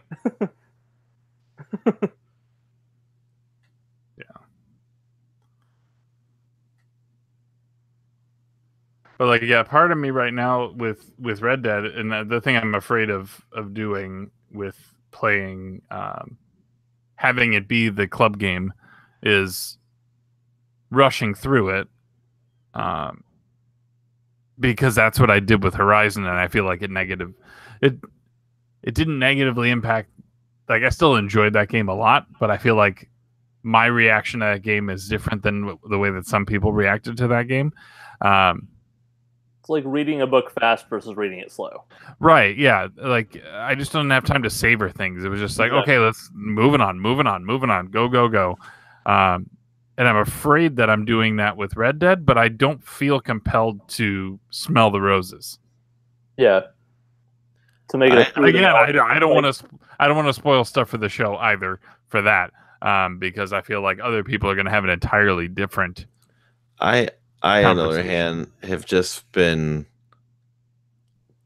burning hours in that game, basically. Not rushing through it, just in the game, basically, where I'm just like, granted, I know, and I found out today that actually I started the last chapter last night. So I know I'm close to the end, so I can... And from going from chapter 3 going forward, I was kind of burning through it. But I didn't feel the need to do side missions. Like, I didn't want to do side missions. I just want to know what happens. I want to know, like, with this crew, but I don't care to, like, hang out with them. No, I don't want to do that crap. Let's go rob a homestead. Like, yeah, I'm good. So, stuff like that, I've skipped that stuff, and what's it called? But, like, because I wanted to do the story. I wanted to do that stuff. I didn't want to do the side missions. People help me on the road because most likely someone's going to jump me. I just keep driving my horse past it. So, but now that I found out I'm kind of, I mean, probably from chapter 3, I've been going forward. I've just been like, oh, okay, I will help this person out. This is an interesting side mission. I'm going to do this now. So, like, going forward, I've been looking forward to that more. If I stumble upon seeing the question mark, someone in this general area needs to talk to you, I'll go to that area. Well, you know that there's not so much ahead of you that you're not going to be able to like, if you needed to be like, I need to knock this out by tomorrow afternoon, you're like, I could probably sit down in one marathon session and finish it out if I needed to. Yeah. I can add it into Red Dead talk, so I'm going to step away for a second. Okay. Sure. But no, it's I've been enjoying myself with the game. Like I said, I don't want to give up anything really for the show yet. But like I haven't been burning through it. I've just been like staying up to 2:30 in the morning playing it on a weekend, basically. Just that's I'm like, oh, okay, well, I don't, like yesterday, because I was getting tired probably around 11:30. I was like, all right, we're gonna shut it down here for tonight. Just whenever I felt the need to get when I'm getting tired or something like that, I'll shut it down, and then I continue forward. So the last mission I did, I was in the swamp on a boat for the first time. Mm-hmm. If you recall that. I do. Mm-hmm. Yeah. But like for me, I kind of hope that we can get through. Like, I'm in chapter 4 right now. I hope that we can get at least some of chapter 4 in on the show, because I feel like they're discovering this other place in chapter 4 is a fun conversation that I think we should have. Mm-hmm. That's just my opinion. I do want to talk about side missions, because there are some really fun ones that are, okay. I think, and they're more fun. Like, and it's just from talking with my friends here locally about it. Like, like, did you do this one yet? No, I didn't know. And I'm like, okay, that sounds interesting. I'm gonna go look for that one now. Like, without giving out spoilers of what happens, but just mentioning like a name drop or something like that. I'm like, oh, okay. In that case, I'm gonna go look for that right here. So, I think that'd be a point of interest to bring up. Of have you stumbled upon this one, or like favorite side missions? Yeah, because that made me did go back and start looking at stuff for that kind of stuff. So well, I haven't hunted. no, I don't feel that. I haven't fished. I haven't gone after the legendary animals yet. No, I haven't done that one yet. Every time it says like you're in the area of one, I'm just like, get me out of here. Like I do not like. There's legendary fish too, so you don't have to worry about getting. Great. I haven't upgraded a single item on me. I did because I had so much money. So like I was just upgrading all my weapons because I had so much money to burn. Weapons, yes, but like I haven't upgraded my satchel. I haven't like the stuff that requires hunting. Perfect pelts. I was just like the moment I saw that, I'm just like, unless I'm guaranteed to get I just don't want to. Like I don't want to hunt foxes. I want to go to the bar with Lenny. Like that's something to bring up, I think, right? Yeah. So just general feels, and there's things in the game that's created for you to put hundreds of hours in the game, and I can. I'll give you an example. My buddy Jim, his younger brother Tyler, he put 30 hours into the game, like that first weekend of it, and all he did was like fish and hunt. That's all he did basically. So it's there for somebody, right? It's there for somebody who wants to do that. I have no interest in spending that much time doing that kind of stuff, but it's there for somebody who wants to do that. And I mean, if I wanted to just melt away in the universe, if this was Ocarina of Time for me, 20 years ago, I probably would have done it because that was a game where I would just spend hours in the little pond area fishing, just in the little pond area, just trying to get to the big fish, and just I've beaten the game, but I can just do this right now. I can just relax and just do it. It was relaxing. And that's essentially what this is for, but I'm also not at that point in time where I have one game and it's going to have to last me quite a while, basically, you know? Yeah. If that was my case right now, I probably would do that, but there's so many other games I want to play that's not interesting to me. Basically, I'd rather get a new experience than just fish and hunt. So, well, because it's like with the fishing and the hunting and all of that stuff. Right now, I get that. No, I should shut up, as I'm saying. So when online starts, then you can do that stuff with friends. Like it becomes a different experience, and we just don't know what that looks like yet. I still haven't unlocked all of the map yet, so I probably should do that sometime. But yeah, I'll do that all before I finish the game. So yeah, I'm just gonna muscle through. But yeah, I hope that we can get through.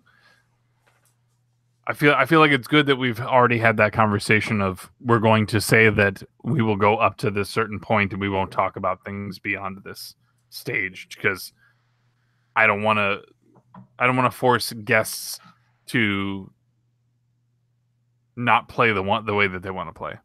Well, just remember, P1 was always notoriously famous for not finishing the game. So yeah, you won't be the first person to not finish a game. I'm not so worried about myself finishing. Yeah. At least I have a feeling it'll be close.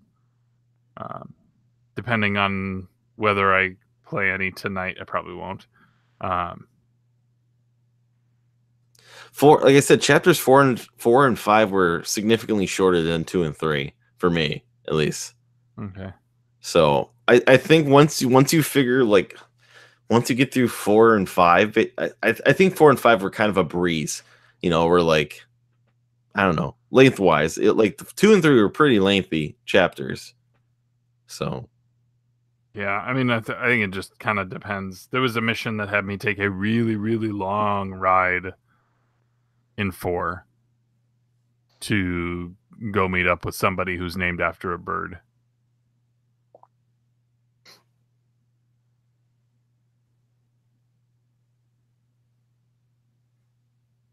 I don't remember the name, but we can say that for this show. Sure.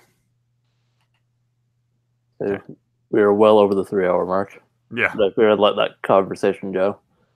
That's fine. I think we can end there if you guys want to. It was a good conversation, so I wasn't going to stop it. Mm-hmm. Anyway. Yeah, I think that'll do for this week. Okay. Yeah. Well, make sure you get your votes in for favorite Fortnite streamer. Yeah. I'll make sure I gotta get all these people listed for our vote here for that. So Favorite Fortnite streamers in the club. nope, just all around.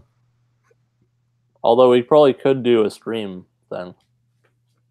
I don't think we have enough people who are streamers technically in the club yet. Maybe that'd be a category to aim for 2019. You know, maybe encourage more people to stream. It might be a little cruel to vote on best charity stream. That would be a little, especially since there is like a CC community one coming up. So that'd be there's that one, and then there's Kevin's, and then there's James and Josh and Troy.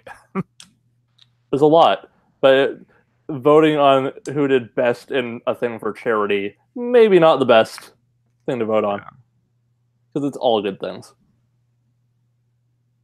Yeah, it'd be cool to do like best episode of this show, best episode, like, you know, best moment from the show from the 2018 or something.